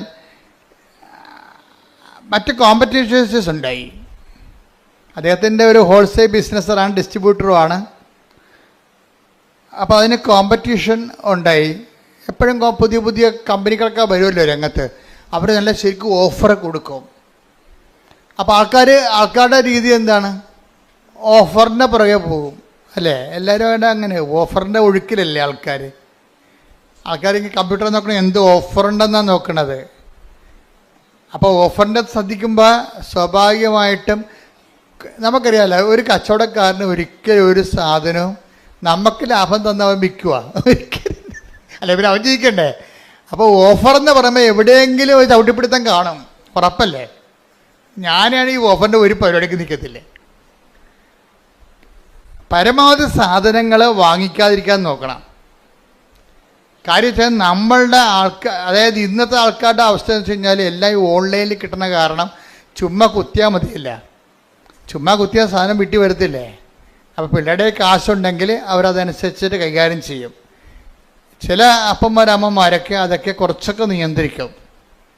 നമുക്ക് കുഞ്ഞുങ്ങളുടെ കുറച്ച് സ്നേഹം തൽക്കാലത്തെ കുറച്ച് സ്നേഹം കുറയുന്നേ ഉള്ളൂ. ഇപ്പം നമ്മൾ നിയന്ത്രിച്ചാൽ കുറച്ച് കഴിയുമ്പോൾ അവരും പാകത പഠിക്കും. അല്ലെങ്കിൽ കിട്ടുന്ന എല്ലാം മേടിച്ച് ഉപയോഗിക്കാൻ വേണ്ടി ആൾക്കാർക്ക് ഇങ്ങനെ ഈ നമ്മുടെ ബോഡിക്ക് ഒരു ടെൻഡൻസി ഉണ്ട്, ആസ്വദിക്കാൻ പറ്റുന്നതെല്ലാം ആസ്വദിക്കണമെന്നുള്ള ഒരു ടെൻഡൻസി ഉണ്ട്. അത് എന്തെല്ലാം ആസ്വദിക്കാൻ പറ്റും അതെല്ലാം ആസ്വദിക്കണമെന്ന്. അതിങ്ങനെ എല്ലാം പശുക്കൾക്കും മൃഗങ്ങൾക്കും കിളികൾക്കും എല്ലാം ഉണ്ട്. മനുഷ്യൻ്റെ ഒരു പ്രശ്നം വെച്ച് കഴിഞ്ഞാൽ നമുക്ക് പറ്റാത്തതിനോട് നോ പറയാനുള്ള ഒരു ഫോർമേഷൻ ഉണ്ടാണ്. പറ്റാത്തതിനോട് ആവശ്യമില്ലാത്തത് പലതും ആവശ്യമില്ലാത്ത കാര്യങ്ങളാണ്. നിങ്ങളുടെ വീട്ടിലേക്ക് നോക്കിക്കഴിഞ്ഞാൽ ആക്രി സാധനം തന്നെ മിക്കവാറും ഒരു ലോഡേ കയറ്റാനുണ്ടാവും. നമ്മുടെ വീടുകളിലൊക്കെ നോക്കിക്കഴിഞ്ഞാലേ ഒരു ലോഡൊക്കെ ഇതൊക്കെ എവിടെ കൊണ്ടേ കുഴിച്ചിടുവോ എന്ന് പറഞ്ഞ് തലയിലും കെട്ടി നിൽക്കണ കാണാം. എന്താ കാര്യം? ഓരോരോ ആക്രാന്തത്തിന് വാങ്ങിച്ചു കൂട്ടിയ സാധനങ്ങളാണ്. ആ കാശും പോയി, അത് കെടായും പോയി, ഇപ്പോൾ ആവശ്യമില്ല. ഇതെല്ലാം കൊണ്ട് എവിടെ വെക്കും? എല്ലാം പൊടിയും പിടിച്ച് നാശകോടാലിയായി കിടക്കുകയാണ്, വെറുതെ ജാർഗൺ വസ്തുക്കളായിട്ട് കിടക്കുകയാണ്. അപ്പോൾ ഇതൊക്കെ കുഞ്ഞുങ്ങളെ ആദ്യമേ ട്രെയിൻ ചെയ്യുകയാണെങ്കിൽ അവരെ ട്രെയിൻ ചെയ്ത് വരും. ഒരു പ്രശ്നവുമില്ല. അങ്ങനെ എത്രയോ മാതാപിതാക്കന്മാരുണ്ട്. കളിക്കോപ്പ് പോലെ ഞാൻ ഈ ദിവസങ്ങളിലൊരു വീഡിയോ കണ്ടത്, കളിക്കോപ്പൊന്നും അപ്പം മേടിച്ച് കൊടുക്കത്തില്ല. കാര്യം അപ്പം സൈക്കോളജിസ്റ്റാണ്. അപ്പൻ ചിൽഡ്രൻ സ്പെഷ്യലിസ്റ്റ് സൈക്കോളജിസ്റ്റാണ്. അപ്പോൾ അപ്പനെ അറിയാം, അപ്പനെ സംബന്ധിച്ചിടത്തോളം അപ്പനും അമ്മയും ചെറുപ്പക്കാരാണ്, രണ്ടുപേരും ജോലിക്കാരാണ്. കുഞ്ഞുങ്ങൾക്ക് കുറേ വീടുകളിൽ തന്നെയുള്ള കടലാസ് പെട്ടി അങ്ങനെ കുറേ സാധനങ്ങളൊക്കെ ഉണ്ട്. പിള്ളേർക്ക് എന്താ വേണ്ടതെന്ന് വെച്ച് കഴിഞ്ഞാൽ, പിള്ളേർക്ക് സായിപ്പല്ലേ കളിക്കോപ്പ് കൊണ്ടുപോകുന്നത്. ഇവിടെ സായിപ്പ് കളിക്കോപ്പ് എന്നിട്ട് അയാൾ എന്താ ചെയ്തിരിക്കുക, അവരെന്താ ചെയ്തിരിക്കണം, അവർക്ക് പിള്ളേരെ കൊണ്ടു നടക്കാനോ നമ്മളെപ്പോൾ താലോലിക്കാനോ വളർത്താനോ ഒന്നും താല്പര്യമില്ല. അവർക്ക് പട്ടിക്കുഞ്ഞിനെ കൊടുക്കുകയാണെങ്കിൽ അവർ കുറച്ചുകൂടി സന്തോഷമായിട്ട് കുഞ്ഞുങ്ങളെ കൂടുതൽ കുഞ്ഞിനെ വളർത്തുവർ. അവരുടെ നേച്ചർ അതാണ്. അവരുടെ കുറ്റപ്പെടുത്തുന്ന കാര്യമില്ല. അത് ഭയങ്കര ചരിത്രമാണ്. ഞാൻ കാനഡയിൽ ചെന്നപ്പോഴുണ്ട്, രാവിലെ പുറത്തിറങ്ങിയപ്പോഴുണ്ട്, എല്ലാ സായിപ്പിൻ്റെ കയ്യിലും ഓരോ പട്ടിയുണ്ട്, ഓരോ കൂടുമുണ്ട്, പ്ലാസ്റ്റിക് കൂട്. എന്തിനാണെന്നറിയാമോ? പട്ടിനെയും കൊണ്ട് നടക്കാൻ ഇറങ്ങുന്നതാണ്. അപ്പോൾ അതിൻ്റെ അടുത്ത് പട്ടി കാഷ്ടിക്കും. പക്ഷെ അവിടെ ഒരു പ്രശ്നമുണ്ട്, കാഷ്ടം എങ്ങാനും താഴെ കിടന്നാൽ മുനിസിപ്പാലിറ്റി ടാക്സ് അടിക്കും. അത് കാരണം ആളുടെ പട്ടിയുടെ കാഷ്ടമാണ് താഴെ വഴിയെ പോണത്, അയാൾ തന്നെ അത് കോരിയെടുക്കണം. എന്നിട്ട് അവർ കൊണ്ടുവന്നൊരു ഡസ്റ്റ്ബിന്നിലിടും. ഇതെല്ലാം കൂടി കൊണ്ടുവന്നിട്ട് മുനിസിപ്പാലിറ്റി പട്ടിത്തീടം കൊണ്ടുപോകും. അത് അവരുടെ ലൈഫിൻ്റെ ഭാഗമായിട്ടാണ് അത് വന്നിരിക്കുന്നത്. അവർ പിള്ളേരൊക്കെ ഒഴിവാക്കിയിട്ട് പട്ടിക്കുഞ്ഞിനെ എടുത്ത് കക്ഷത്ത് വെച്ചിട്ട് പിള്ളേരെ മറ്റേ ട്രോളിയൊക്കെ ഏറ്റിക്കൊണ്ട് പോകുന്നത് നമ്മൾ കണ്ടിട്ടില്ലേ. അത് അവർക്കത് വലിയ അവരുടെ ലൈഫിൻ്റെ ഭാഗമാണ്. നമുക്ക് അവർ കുറ്റം പറയാൻ പറ്റുകയില്ല. അവിടെ കൾച്ചർ അതാണ്. നമ്മുടെ കൾച്ചർ അതല്ല. അവരെ പിള്ളേരെ തങ്ങളിൽ നിന്ന് ഒഴിവാക്കാൻ വേണ്ടി അവർ പലതരത്തിലുള്ള കളിക്കോപ്പുകൾ വാങ്ങിച്ചു കൊടുക്കും. പിന്നെ പിള്ളേർ അപ്പനെയും അമ്മനെയും ഉപേക്ഷിച്ചിട്ട് അതിൻ്റെ പുറകെ നടക്കും. അവർ മരണം വരെ അങ്ങനെ തന്നെയാണ് ജീവിക്കുന്നത്. അപ്പനെയും അമ്മേനെയും ഉപേക്ഷിച്ചിട്ട് അവരുടെ കൂടെ നടക്കും. നമ്മളെന്ന് വെച്ച് കഴിഞ്ഞാൽ മക്കളും അമ്മയും അപ്പനും ഒക്കെ എല്ലാം കൂടി ഒരുമിച്ച് ഇരിക്കുകയും അപ്പൻ്റെ മുതുകത്ത് വന്ന് മക്കൾ കുത്തിമറിയുകയും എന്തെങ്കിലും സാധനമൊക്കെ എടുത്ത് നശിപ്പിച്ച് കളയുകയും താഴെ ഇടുകയും നമ്മൾ എടുത്തു കൊടുക്കുകയും. അപ്പോൾ വലിയ ചിലവൊന്നുമില്ല. പിള്ളേർക്ക് ആക്ടിവിറ്റി ഉണ്ടായാൽ മതിയൊന്നുമുണ്ട്. അപ്പോൾ ഈ ചൈൽഡ് സൈക്കോളജിസ്റ്റ് ഭയങ്കര രസമാണ് അയാളുടെ വീഡിയോ. അയാൾ പറഞ്ഞത് എന്താ വെച്ചാൽ, ഇതിൻ്റെ ആവശ്യമില്ലാത്ത സാധനങ്ങൾ വാങ്ങിച്ചു കൊടുക്കുമ്പോൾ കുഞ്ഞുങ്ങൾ നമ്മളെ വിട്ടു പോവുകയാണ് ചെയ്യണം. നമുക്ക് സമയമുള്ളപ്പോൾ കുഞ്ഞുങ്ങളുടെ കൂടെ ഇരിക്കുക. ഇതിൽ കുഞ്ഞുങ്ങളുടെ ആക്ടിവിറ്റികളുടെ കൂടെ നമ്മൾ ഒരാളായിട്ട് കാണണം.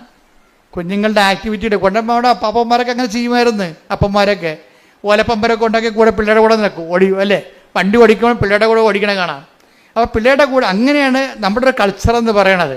ഇപ്പോൾ സായിപ്പിൻ്റെ സാധനം നമുക്ക് കിട്ടിക്കഴിഞ്ഞപ്പോൾ നമ്മൾ യന്ത്രവണ്ടിയും തോക്ക് കൊണ്ട് വെടിവെക്കുന്ന ആൾക്കാരെയൊക്കെയാണ് കാണിക്കണത്. അപ്പോൾ പിള്ളേർ നമ്മളെ മാറ്റിയിട്ട് നാട്ടുകാരെ വെടിവെച്ച് നടക്കും. അപ്പോൾ ഇതിനകത്ത് എല്ലാത്തിനകത്തും ഓരോ രീതികളുണ്ട്, ഓരോ രീതികൾ. ഞാൻ പറഞ്ഞു വരുന്നതിൻ്റെ കാരണം വെച്ച് കഴിഞ്ഞാൽ, ഈ ഉടമ്പടി ജീവിതത്തിലേക്ക് നമ്മൾ വരുമ്പോൾ ഇപ്പോൾ ഈ നമ്മൾ പറഞ്ഞിട്ടുന്ന വിഷയം ഈ ജോർജിയുടെ വിഷയമാണ്. ജോർജിയുടെ വിഷയത്തിൽ ജോർജി ഈ കട ഇങ്ങനെ വലിയ പ്രശ്നമായി തീർന്നു. കോമ്പറ്റീഷൻ വന്നു കഴിഞ്ഞപ്പോൾ കട പൂട്ടേണ്ട അവസ്ഥ വന്ന്, ഓഫർ വന്നു ഒത്തിരി. അയാളുടെ കടയിലുള്ള വസ്തുക്കൾ അതിനേക്കാൾ പകുതി വിലക്ക് നാട്ടുകാർക്ക് കിട്ടുന്ന അവസ്ഥ വന്നപ്പോൾ കട പൂട്ടിപ്പോയി. ഓഫർ വന്നതുകൊണ്ടാണ്. ഇയാൾക്ക് അതുപോലെ ഓഫറൊന്നും കൊടുക്കാൻ പറ്റണില്ല. നമ്മുടെ ജീവിതത്തിൽ വരുന്നൊരു പ്രശ്നമാണ് ഉടമ്പടിയും ഓഫറും ഒക്കെ വരുമ്പോൾ. നമ്മൾ നോക്കുമ്പോൾ ഉടമ്പടിയുടെ ഒരു ജീവിതം, പക്ഷേ നമ്മൾ ഫീൽഡിൽ നമ്മൾ അനുഭവിക്കുന്നത് ഇതിനേക്കാളും മാരകമായ പ്രഹരങ്ങളാണ് നമുക്ക് കേൾക്കുന്നത്. കട പൂട്ടിപ്പോയി. പക്ഷെ കട പൂട്ടിയെങ്കിൽ ഇവർ ഒരു കട തുറന്നു വെച്ചിട്ടുണ്ടിരുന്നത്. ഏതാണ്? ദേവാലയം തുറന്നു വെച്ചുകൊണ്ടിരുന്നു. ഈ ഭാര്യയും ഭർത്താവിൻ്റെ ഉടമ്പടി ജീവിതം അവർക്ക് കൊടുത്തതിൻ്റെ മാർഗ്ഗം അതാണ്. അവർ പറയുന്നത് ഞങ്ങളുടെ കട പൂട്ടിപ്പോയി, പക്ഷെ കർത്താവിൻ്റെ ആലയം തുറന്നിട്ടുണ്ടായിരുന്നല്ല. അപ്പം ഞങ്ങളുടെ കർത്താവിൻ്റെ ആലയത്തിൽ മുടങ്ങാൻ പോകും. എപ്പോഴായാലും കർത്താവ് ഞങ്ങൾക്കൊരു വഴി. കാര്യം ഉടമ്പടി വർക്ക് ചെയ്യണം എങ്ങനെയാണ്? Not by merit but by grace. Offer എന്നൊക്കെ പറഞ്ഞാൽ മെറിറ്റിൻ്റെ അകത്ത് വരുന്ന കാര്യങ്ങളല്ലേ. അപ്പം പലതുകൊണ്ടും നമ്മുടെ ജോലി നഷ്ടപ്പെട്ട് പോയാലും ശരി, ഈ ഉടമ്പടി വർക്ക് ചെയ്യണത് മെറിറ്റിലല്ല. ലോകത്തിലുള്ള എല്ലാ കാര്യങ്ങളും വർക്ക് ചെയ്യണ മെറിറ്റിലാണ്. ഇപ്പോൾ പഹല ആക്രമണമില്ലേ, ഇപ്പോൾ പ്രധാനമന്ത്രിയെ ചില അണ്ണന്മാർ ചില പട്ടാളക്കാർക്ക് കുറ്റപ്പെടുത്തുന്നത് എന്താ? വേറെ ഒരു പട്ടാളം തുടങ്ങിയത് കാരണം നമ്മളെ മിലിറ്ററി ട്രെയിനിങ് ആ കാലാകാലങ്ങളിൽ വരുന്ന ചെറുപ്പക്കാരെ എടുത്തുകൊണ്ട് ബോർഡർ സെക്യൂരിറ്റി ചെയ്യാൻ വേണ്ടിയുള്ള ആൾക്കാരെ വേറെ ഒരു അഗ്നിവീറെന്ന് പറഞ്ഞ് വേറെ പദ്ധതി തുടങ്ങിയെന്നാണ് പറയണത്. മോഡി നല്ല ഉദ്ദേശത്തിൽ തന്നെ തുടങ്ങിയതാണത്. അതിൻ്റെ ഫലം ഇനി ഭരണകാലത്ത് നമുക്ക് അനുഭവിക്കുകയുണ്ട്. പക്ഷേ പെട്ടെന്ന് ഇങ്ങനെ ഒരു പ്രശ്നങ്ങൾ ഉണ്ടായി. ഇങ്ങനെ ഒരു പ്രശ്നം പെട്ടെന്ന് ഉണ്ടായി. രാജ്യം മുഴുവൻ ദുഃഖത്തിലാണ്, നമ്മളും ദുഃഖത്തിലാണ്. നമ്മുടെ രാജ്യത്തിൻ്റെ നന്മയ്ക്ക് വേണ്ടി, അഖണ്ഡതയ്ക്ക് വേണ്ടി, സമാധാനത്തിന് വേണ്ടി പ്രാർത്ഥിച്ചുകൊണ്ടിരിക്കുന്നതാണ്. ശ്രുതികണ്ട ഹല്ലേലൂയ, ശ്രുതികണ്ട ഹല്ലേലൂയ. ഹല്ലേലൂയ, ഹല്ലേലൂയ, ഹല്ലേലൂയ. രാജ്യത്തിന്റെ സുരക്ഷിതത്വത്തിന് വേണ്ടി ഉടമ്പടി എടുത്ത് പ്രാർത്ഥിക്കുന്ന ഞങ്ങൾ എല്ലാവരും ഈ ആരാധനയോട് ചേർന്ന് പ്രാർത്ഥിക്കുന്നു. മാതാവിന്റെ പ്രത്യേക സംരക്ഷണം ഇന്ത്യ എന്ന മഹാരാജ്യത്തിനുണ്ടാകുവാൻ ഈ ആരാധനയിലൂടെ ഞങ്ങൾ പ്രാർത്ഥിക്കുന്നു. പരമദിവ്യകാരുണ്യത്തിന് ആരാധനയും സ്തുതിയും പുകഴ്ചയും ഉണ്ടായിരിക്കട്ടെ. അപ്പൊ എന്നെ ജോജിയുടെ കട പൂട്ടി അഭിമാനം നിന്ന് ഒരു ഭർത്താവുണ്ട്, ഭാര്യയുണ്ട്, 2 കുഞ്ഞുങ്ങളുണ്ട്, അങ്ങനെ പട്ടിണിയാകാൻ പാടില്ല. പക്ഷേ ഈ 2 കക്ഷികളും ഉടമ്പടിയിലൊരു ബലത്തിൽ അങ്ങനെ നിൽക്കുകയാണ്. ആ പൂട്ടാത്തൊരു കടവുണ്ടല്ല, കർത്താവ് എപ്പോഴും കർത്താവിൻ്റെ സന്നിധിയിൽ ഇവർ നമ്മളെ കരുതുവാനും കാക്കുവാനും not by merit but by grace, എൻ്റെ കഴിവ് കൊണ്ടല്ല, മറിച്ച് എന്താണ്, എൻ്റെ കൃപ കൊണ്ടാണ് നിൻ്റെ അതിജീവനമെന്ന് ആണ് ഉടമ്പടി അടിസ്ഥാനം. അതുകൊണ്ട് തന്നെ വൈഫും ഹസ്ബൻഡും വളരെ സീരിയസ് ആയിട്ട് തന്നെയാണ് ഉടമ്പടി ജീവിതം മറന്നിട്ടില്ല. അവർക്ക് നല്ല ബോധമുണ്ട് അവർ ഉടമ്പടിയിലാണെന്ന്. അതുകൊണ്ട് ദിവസം ജോജി പറയണേ, ഞാൻ പണ്ടൊക്കെ ഇങ്ങനെ പള്ളിയിൽ പോകുമെങ്കിൽ ഇന്ന് പോണ പോലെ പോകത്തില്ലായിരുന്നു. ഉടമ്പടിക്ക് ശേഷം ഞാൻ ഡെയിലി പള്ളിയിൽ പോകും, വൈഫ് പോകും. ഒരു ദിവസം വൈഫും 2 കുഞ്ഞുങ്ങളുമാണ് പോകാനൊത്തത്. ആ പോണ വഴിക്ക് വന്നപ്പോഴേ ഈ ഹൗസ് ഓണർ അല്ല, വീടിൻ്റെ വാടക ഞങ്ങൾക്ക് കട തന്ന ആളെ പിടിച്ചു നിർത്തി. വൈഫിനെ വഴി പിടിച്ചു നിർത്തി പറഞ്ഞത്, നിങ്ങൾക്ക് കച്ചവടം വിൽക്കണമില്ല, ഞങ്ങൾക്ക് വേറെ കൊടുക്കാനത് പറ്റണമില്ല, സമാധാനം പറഞ്ഞിട്ട് പോയാൽ മതിയെന്ന് അവർക്ക് കുറേ നാൾ ഇവരോട് പറയുമായിരുന്നുണ്ടായിരുന്നു. ഇവർക്ക് ചെയ്യാൻ പറ്റണില്ല. ഇവർക്ക് അവസാനം ഇപ്പോൾ സീരിയസ് ആയി. ലേഡീസിനെ തന്നെ വഴി പിടിച്ചു നിർത്തുന്ന അവസ്ഥയായി. അത്രയും സീരിയസ് ആയി. അപ്പോൾ നിങ്ങളൊക്കെ ഉടമ്പടി എടുത്താണല്ല, പള്ളിയിൽ നിന്ന് വന്നാണല്ലോ, എന്നിട്ടും വഴി പിടിച്ച് നിർത്തിയാന്ന്. അതായത് ഉടമ്പടി കാലത്ത് എന്തെങ്കിലും സംഭവിക്കുകയാണെങ്കിൽ അത് ഉടമ്പടി എടുത്ത ആൾക്കാരാണ് നമ്മളെന്നുള്ള ബോധം നമുക്കുണ്ടെങ്കിൽ ഓർക്കുക, നമുക്ക് സംഭവിക്കണ നന്മയ്ക്കായിരിക്കും അത് മാറ്റണത്. അതെപ്പോഴും ഓർത്തേക്കണം. അപ്പോൾ വൈഫ് പെട്ടെന്ന് പറഞ്ഞ് എൻ്റെ അമ്മയെ എന്തെങ്കിലും മറുപടി പറയാൻ പറഞ്ഞു.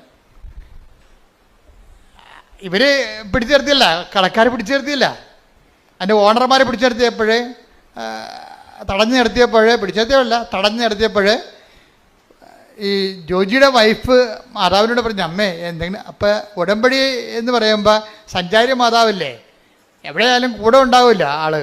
അതാണ് ഉടമ്പടിയുടെ ഏറ്റവും വലിയ ഗുണമെന്ന് പറയണത്. പക്ഷേ സഞ്ചാരി മാതാവാണെന്നുള്ളതിനെക്കുറിച്ച് നല്ല ബോധം ഈ ജോജിക്കുണ്ട്. നിങ്ങൾക്ക് പലർക്കും ഇല്ല, അതാണ് പ്രശ്നം. സഞ്ചാരി മാതാവ് എന്താണെന്ന് പോലും അറിയാൻ പറ്റില്ല. സഞ്ചാരി മാതാവ് എന്ന് പറയണത് ഉടമ്പടി എടുക്കുമ്പോൾ ദൈവം നൽകുന്ന ഓഫറാണ്. മനസ്സിലായില്ലേ?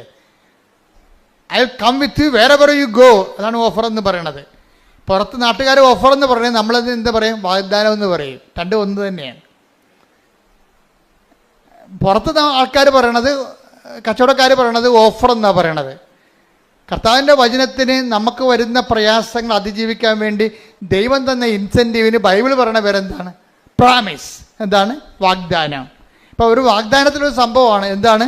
I will come with you wherever you go, നീ എവിടെ പോയാലും ഞാൻ നിൻ്റെ കൂടെ ഉണ്ടാകും. അപ്പോൾ അതിൻ്റെ അകത്ത് അതങ്ങനെയാണ് സഞ്ചാരി മാതാവ് ഉണ്ടാകണത്. അമ്മയുടെ മധ്യസ്ഥയിലല്ല ഉടമ്പടി എടുത്തിരിക്കണത്. അതുകൊണ്ട് അമ്മ നിൻ്റെ സങ്കടങ്ങളുടെ കാലത്ത് ഏത് സമയത്ത് ആ പ്രശ്നങ്ങളുള്ള കാരണം അമ്മ നിൻ്റെ കൂടെ 24 hours ഉണ്ടാകും. അതാണ് ഈ മുല്ലപ്പൂ മണവും മഴവില്ലും പലതരത്തിലുള്ള ആൾക്കാർക്ക് പല പല അനുഭവങ്ങൾ വരണില്ലേ. അത് എന്തുമാത്രം അനുഭവങ്ങളാണ് വരുന്ന ആൾക്കാർക്ക്. അതാണ് സഞ്ചാരി മാതാവ്. അപ്പോൾ ഇതിൻ്റെ ഈ ജോജി ഭയങ്കര ഇതിൻ്റെ ഒരാളാണ്. കാര്യം അമ്മ സഞ്ചാരി മാതാവാണെന്ന് വളരെ വ്യക്തമായിട്ട് വിശ്വസിച്ച് ജീവിക്കുന്ന ഒരാളാണ്. അത് വൈഫിനും അറിയാം. അപ്പം അമ്മ ഇവർ തടഞ്ഞു നിർത്തുമ്പോൾ പറയും, അമ്മേ ഇതിനൊരു മറുപടി ഇപ്പം പറയണം എന്ന് പറയും. കാര്യം ഞങ്ങൾക്ക് മനസ്സിൽ മറുപടി, അപ്പോൾ അവർ പൈസ തന്നിട്ട് പോയാൽ മതി എന്നാണ് പറയണത്. ഉടനെ അമ്മ അവൾക്കൊരു മറുപടി കൊടുക്കും, പറയാം, മനസ്സിൽ തോന്നിക്കും, പറയാം. അവൾ നട്ടല്ലോട് പറയും, പിന്നെ ഞങ്ങളുടെ പകുതി നിങ്ങളുടെ കയ്യിലില്ലേ, അത് പകുതിയോളം വരും നിങ്ങൾക്ക് തരാനുള്ള വാടക ഇനത്തിൽ. പിന്നെ അത്രയും പകുതിയോളം ഞങ്ങളുടെ മെഷീനറീസ് അതിൻ്റെ അകത്തുണ്ട്, ഇൻസ്ട്രുമെൻറ്റ്സ്, ഉപകരണങ്ങൾ അതിൻ്റെ അകത്ത് കിടപ്പുണ്ട്. അത് നിങ്ങൾക്ക് ആവശ്യമുള്ള എടുത്തോ, നിങ്ങളുടെ വിലക്ക് നിങ്ങൾക്ക് എന്തുമാത്രം കാശ് തരാനുണ്ട് അത്രയും ഉപകരണങ്ങൾ ആ കടയുടെ അടുത്ത് കിടപ്പുണ്ട്, അതെടുത്തിട്ട് ബാക്കി ഇങ്ങോട്ട് തന്നാൽ മതി എന്ന് പറയും. So okay, clear. ആ ഒന്ന് സ്പോട്ടിൽ അത് ഈശോ പറഞ്ഞിട്ടുള്ളതാണത്. എന്താണ്? നിങ്ങൾ ന്യായാധിപന്മാരുടെ തിരുസന്നിധി ചെല്ലുമ്പോൾ എന്ത് പറയണം? Take the word of God. ശ്രുതികട്ടെ ഹല്ലേലൂയ, ഹല്ലേലൂയ, ഹല്ലേലൂയ, ഹല്ലേലൂയ, സാക്ഷ്യങ്ങളിലൂടെ നമ്മളോട് സംസാരിക്കുന്നതിന് നന്ദി പറയുന്നു. ഹല്ലേലൂയ, മഹത്വം, മഹത്വം. കരങ്ങൾ വീശിക്കൊണ്ട്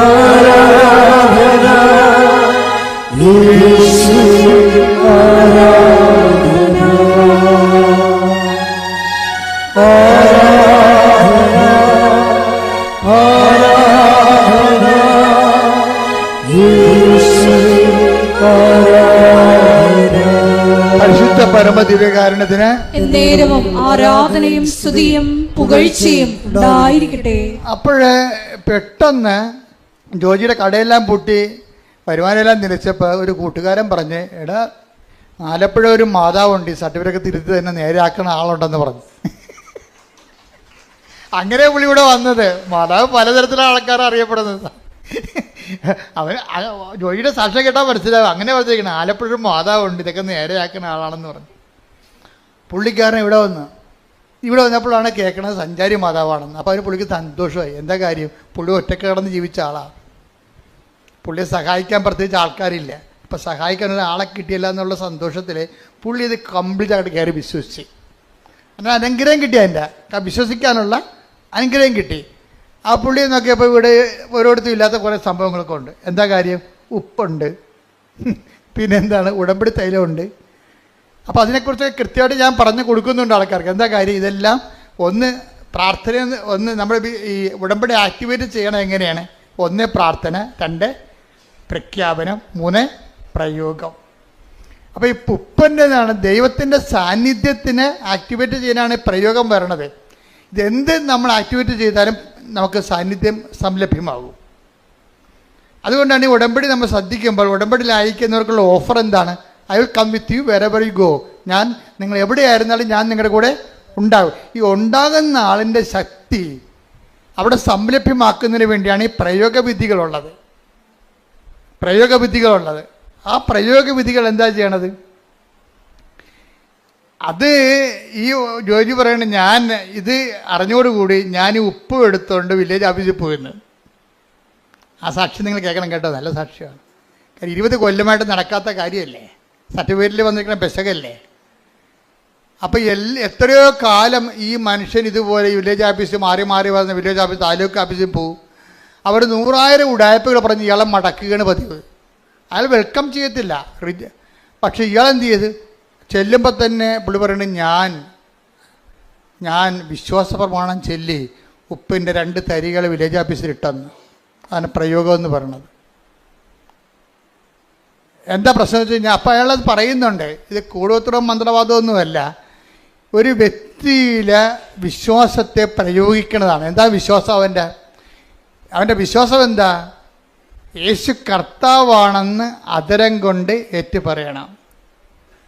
ദൈവം അവനെ മരിച്ചവെന്ന് ഉയർപ്പിച്ചെന്ന് ഹൃദയത്തിൽ വിശ്വസിക്കണം. ഇതിൻ്റെ ആക്ടിവേഷനിലാണ് ഈ ഉപ്പ് ഇടണത്. എന്താ കാര്യം? യേശുവിൻ്റെ നാമത്തിൽ ഞാൻ ഇടണത്. തടസ്സങ്ങൾ മാറ്റുന്നത് അങ്ങനെയാണ്. ഇപ്പോൾ 10:17 വായിച്ച് 10:17 അപ്പോസ്തലന്മാർക്ക് തടസ്സങ്ങൾ മാറ്റാനുള്ള അധികാരം കൊടുക്കുന്നുണ്ട്. ലൂക്ക 10:17 വായിച്ചവനെ ശ്രുതികട്ടെ ഹല്ലേലൂയ, ഹല്ലേലൂയ, ഹല്ലേലൂയ, ഹല്ലേലൂയ. യേശുവേ നന്ദി, ഹല്ലേലൂയ, ഹല്ലേലൂയ. ലൂക്ക 10:17 72 പേരും സന്തോഷത്തോടെ തിരിച്ചു വന്നു പറഞ്ഞു, കർത്താവേ, നിന്റെ നാമത്തിൽ പിശാചുക്കൾ പോലും ഞങ്ങൾക്ക് കീഴ്പ്പെടുന്നു. അതാ ആർക്കാണ്? ക്രിസ്തുവിനല്ല. ഇതാരാണത് പ്രഖ്യാപിക്കണം? അവന് കീഴ്പ്പെടുകയാണ്. അതാ അതിൻ്റെ ഫോർമുല. എന്താ പറയണത്?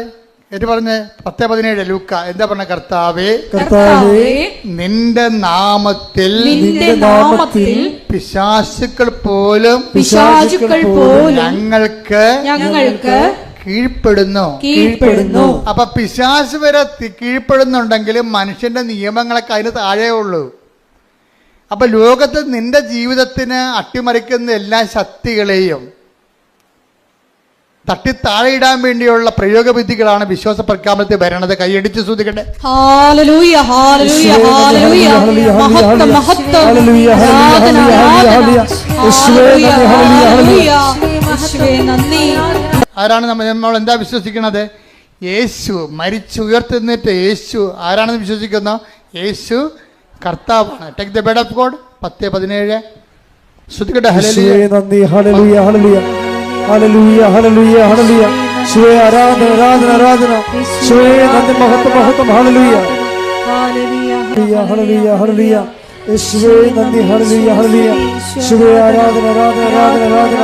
യേശുവേ നന്ദി, മഹത്വം, മഹത്വം, മഹത്വം. ഹല്ലേലൂയ, ഹല്ലേലൂയ, ഹല്ലേലൂയ. ലൂക്ക 10:19. ഇതാ ഇതാ പാമ്പുകളുടെയും തേളുകളുടെയും ശത്രുവിന്റെ സകല ശക്തികളുടെയും മീതെ ചവിട്ടി നടക്കാൻ നിങ്ങൾക്ക് ഞാൻ അധികാരം തന്നിരിക്കുന്നു. അതാണ് ഈ പ്രയോഗം എന്ന് പറയണത്. യേശു കർത്താവാണെന്ന് അത്തരം കൊണ്ട് ഏറ്റു പറഞ്ഞുകൊണ്ട് ദൈവന് മരിച്ചോന്ന് ഉയർപ്പിച്ചോന്നുകൊണ്ട് 10:9 അനുസരിച്ച് കൊണ്ടാണ് നമ്മൾ ഉപ്പ് പ്രയോഗിക്കുന്നത്. ഉപ്പല്ല അവിടെ പ്രശ്നം. ജോജി വൃത്തിയായിട്ട് പറയുന്നുണ്ട്. എന്താ പറയുക? ഉപ്പല്ല നമ്മൾ രക്ഷപ്പെടുത്തുന്നത്. പിന്നെന്താണ്? അതിന്റെ പിന്നിലുള്ള ദൈവത്തിന്റെ വാഗ്ദാന പ്രകാരമുള്ള അമ്മയുടെ സാന്നിധ്യമാണെന്ന്. കൈയടിക്കട്ടെ. Hallelujah, hallelujah. മഹത്വം, മഹത്വം. സഞ്ചാരി മാതാവേ, സഞ്ചരിച്ച് നീ ഞങ്ങളുടെ കൂടെ യാത്ര ചെയ്യുന്നതിന്, ശക്തിപ്പെടുത്തുന്നതിന് നന്ദി പറയുന്നു. മഹത്വം, മഹത്വം. പരമ ദിവ്യകാരുണ്യത്തിന് ആരാധനയും സ്തുതിയും പുകഴ്ചയും ഉടമ്പടിയിലൂടെ ഉടമ്പടി വിശ്വാസ പ്രയോഗ വസ്തുക്കള്, നമ്മൾ നേർച്ച വസ്തുക്കൾ എന്ന് പറഞ്ഞ വസ്തുക്കളേക്ക് തന്നു വിടുമ്പോഴേ അതിന്റെ ആക്ടിവേഷൻ പ്രിൻസിപ്പിൾ എന്താണ്? വിശ്വാസ പ്രമാണമാണത്. ജോജി അത് കൃത്യമായിട്ട് ചെല്ലുന്നുണ്ട്. അപ്പം നമ്മൾ ചുണ്ടേ കൊണ്ട് എന്ത് ചെല്ലിയാലും അതിൻ്റെ വേര് ചങ്കിലുണ്ടാകണം. നമ്മളൊരു സാധനം ആക്ടിവേറ്റ് ചെയ്യുമ്പോഴേ സ്വാഭാവികമായിട്ടും നമ്മുടെ ഉള്ളിൽ കുറിക്കണം ഞാൻ എന്താണ് പറയണതെന്ന്. അതുകൊണ്ടാണ് ഈശോ പറഞ്ഞത് യേശു കർത്താവാണെന്ന് നിങ്ങൾ അത്തരം കൊണ്ട് ഏറ്റു പറയുമ്പോൾ ആ അത്തരം കൊണ്ട് ഏറ്റു പറയുന്നത് ആക്ടിവേറ്റ് ചെയ്യണമെന്നുണ്ടെങ്കിൽ ദൈവം മരിച്ചൊന്ന് ഉയർപ്പിച്ചെന്ന് നിങ്ങളുടെ ഹൃദയത്തിൽ വിശ്വസിക്കണം. പ്രാർത്ഥിക്കുക, കർത്താവായ ദൈവമേ, നീയാണ് കർത്താവെന്ന്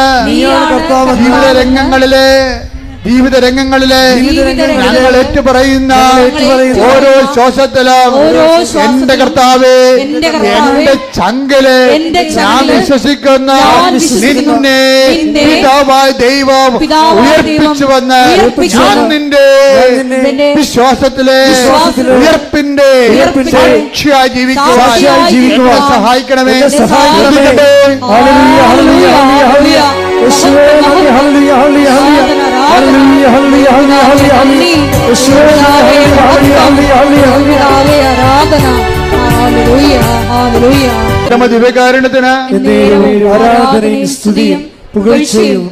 അപ്പൊ വിശ്വാസത്തിൽ ഇതുപോലെ വസ്തുക്കൾ പ്രയോഗിക്കുമ്പോൾ അണമുറിയാതെ ചെല്ലേണ്ട കാര്യം എന്താണ്? വിശ്വാസ പ്രമാണം. വിശ്വാസ പ്രമാണം ചെല്ലുമ്പോൾ നിങ്ങൾക്ക് എന്തൊക്കെ വേണം? 3 കാര്യങ്ങൾ വേണം. വിശ്വാസം വേണം, ദൈവസ്നേഹം വേണം, പ്രത്യാശ വേണം. ദൈവിക പുണ്യങ്ങൾ 3. അപ്പം വിശ്വാസ പ്രമാണം ചെല്ലുമ്പോൾ പട്ടിക പോലെ നമുക്കിങ്ങനെ യാന്ത്രികമായിട്ട് ചെല്ലാൻ പറ്റും. അപ്പം അത് ആക്ടിവേറ്റ് ചെയ്യത്തില്ല. വിശ്വാസ പ്രമാണം ചെല്ലുമ്പോൾ ഞങ്ങളൊക്കെ ചെല്ലണം. ഒരു വിശ്വാസ പ്രമാണം ചെല്ലിയാൽ ആ വിശ്വാസ പ്രമാണത്തെ സ്ഫോടകാത്മകമാക്കാൻ വേണ്ടിയുള്ള അതിൻ്റെ TMD ഉണ്ട്. അതെന്താണ്? ആ TMD എന്ന് പറയുന്നത് സ്ഫോടക വസ്തു എന്താണ്? വിശ്വാസം, പ്രത്യാശ, സ്നേഹം. അപ്പം ഇത് എന്താ വെച്ചാൽ ഈ TMD എപ്പോഴും റിവൈസ് ചെയ്തിരിക്കണം നമ്മൾ. അതിൻ്റെ കാര്യം ഇപ്പോൾ ദീർഘദൂര മിസൈൽ എന്ന് പറയത്തില്ലേ? 4000 അടിയൊക്കെ പോകണ അല്ലെങ്കിൽ 6000 അടിയൊക്കെ പോകണ അഗ്നിവീറൊക്കെ സംഭവം, അഗ്നിയൊക്കെ ഇല്ലേ? അപ്പോൾ അതിൻ്റെ സംഭവം വെച്ച് കഴിഞ്ഞാൽ അതിൻ്റെ ക്രയോജനിക് ഇന്ധനം ഭയങ്കര സമ്പുഷ്ടമായിരിക്കും. അത് റിഫൈൻ ചെയ്തിരിക്കണമായിരിക്കും. റിഫൈനിൻ്റെ ഫോർമുല വളരെ ഷാർപ്പായിട്ടുള്ള ഫോർമുല ആയിരിക്കും. ഇതുപോലെ നിങ്ങളുടെ വിശ്വാസം ഷാർപ്പാകുമ്പോൾ, നിങ്ങളുടെ പ്രത്യാശ ഷാർപ്പാകുമ്പോൾ അതിനേക്കാൾ അടിസ്ഥാനപരമായിട്ട് നിങ്ങൾ ഷാർപ്പാക്കേണ്ട ഒരു കാര്യം എന്താണ്? ദൈവസ്നേഹം. ദൈവത്തിലെ ശ്രദ്ധിക്കുക. നിങ്ങൾ രോഗികളെ കാണാൻ പോകുന്ന വീട്ടുകാരോട് നിങ്ങൾ പെരുമാറുന്നു, അഗതികളോട് പെരുമാറുന്നു, നിങ്ങൾ കർത്താവിൻ്റെ തിരുസന്നിധിയിൽ ആചാരാനുഷ്ഠാനങ്ങളുടെ പ്രാർത്ഥനാവിധികളോട് ജീവിക്കുന്നു, സുവിശേഷം നിങ്ങൾ കൈമാറാൻ വേണ്ടി പത്രങ്ങൾ കൊടുക്കുന്നു, പത്രത്തെക്കുറിച്ച് വിശദീകരിച്ച് കൊടുക്കുന്നു.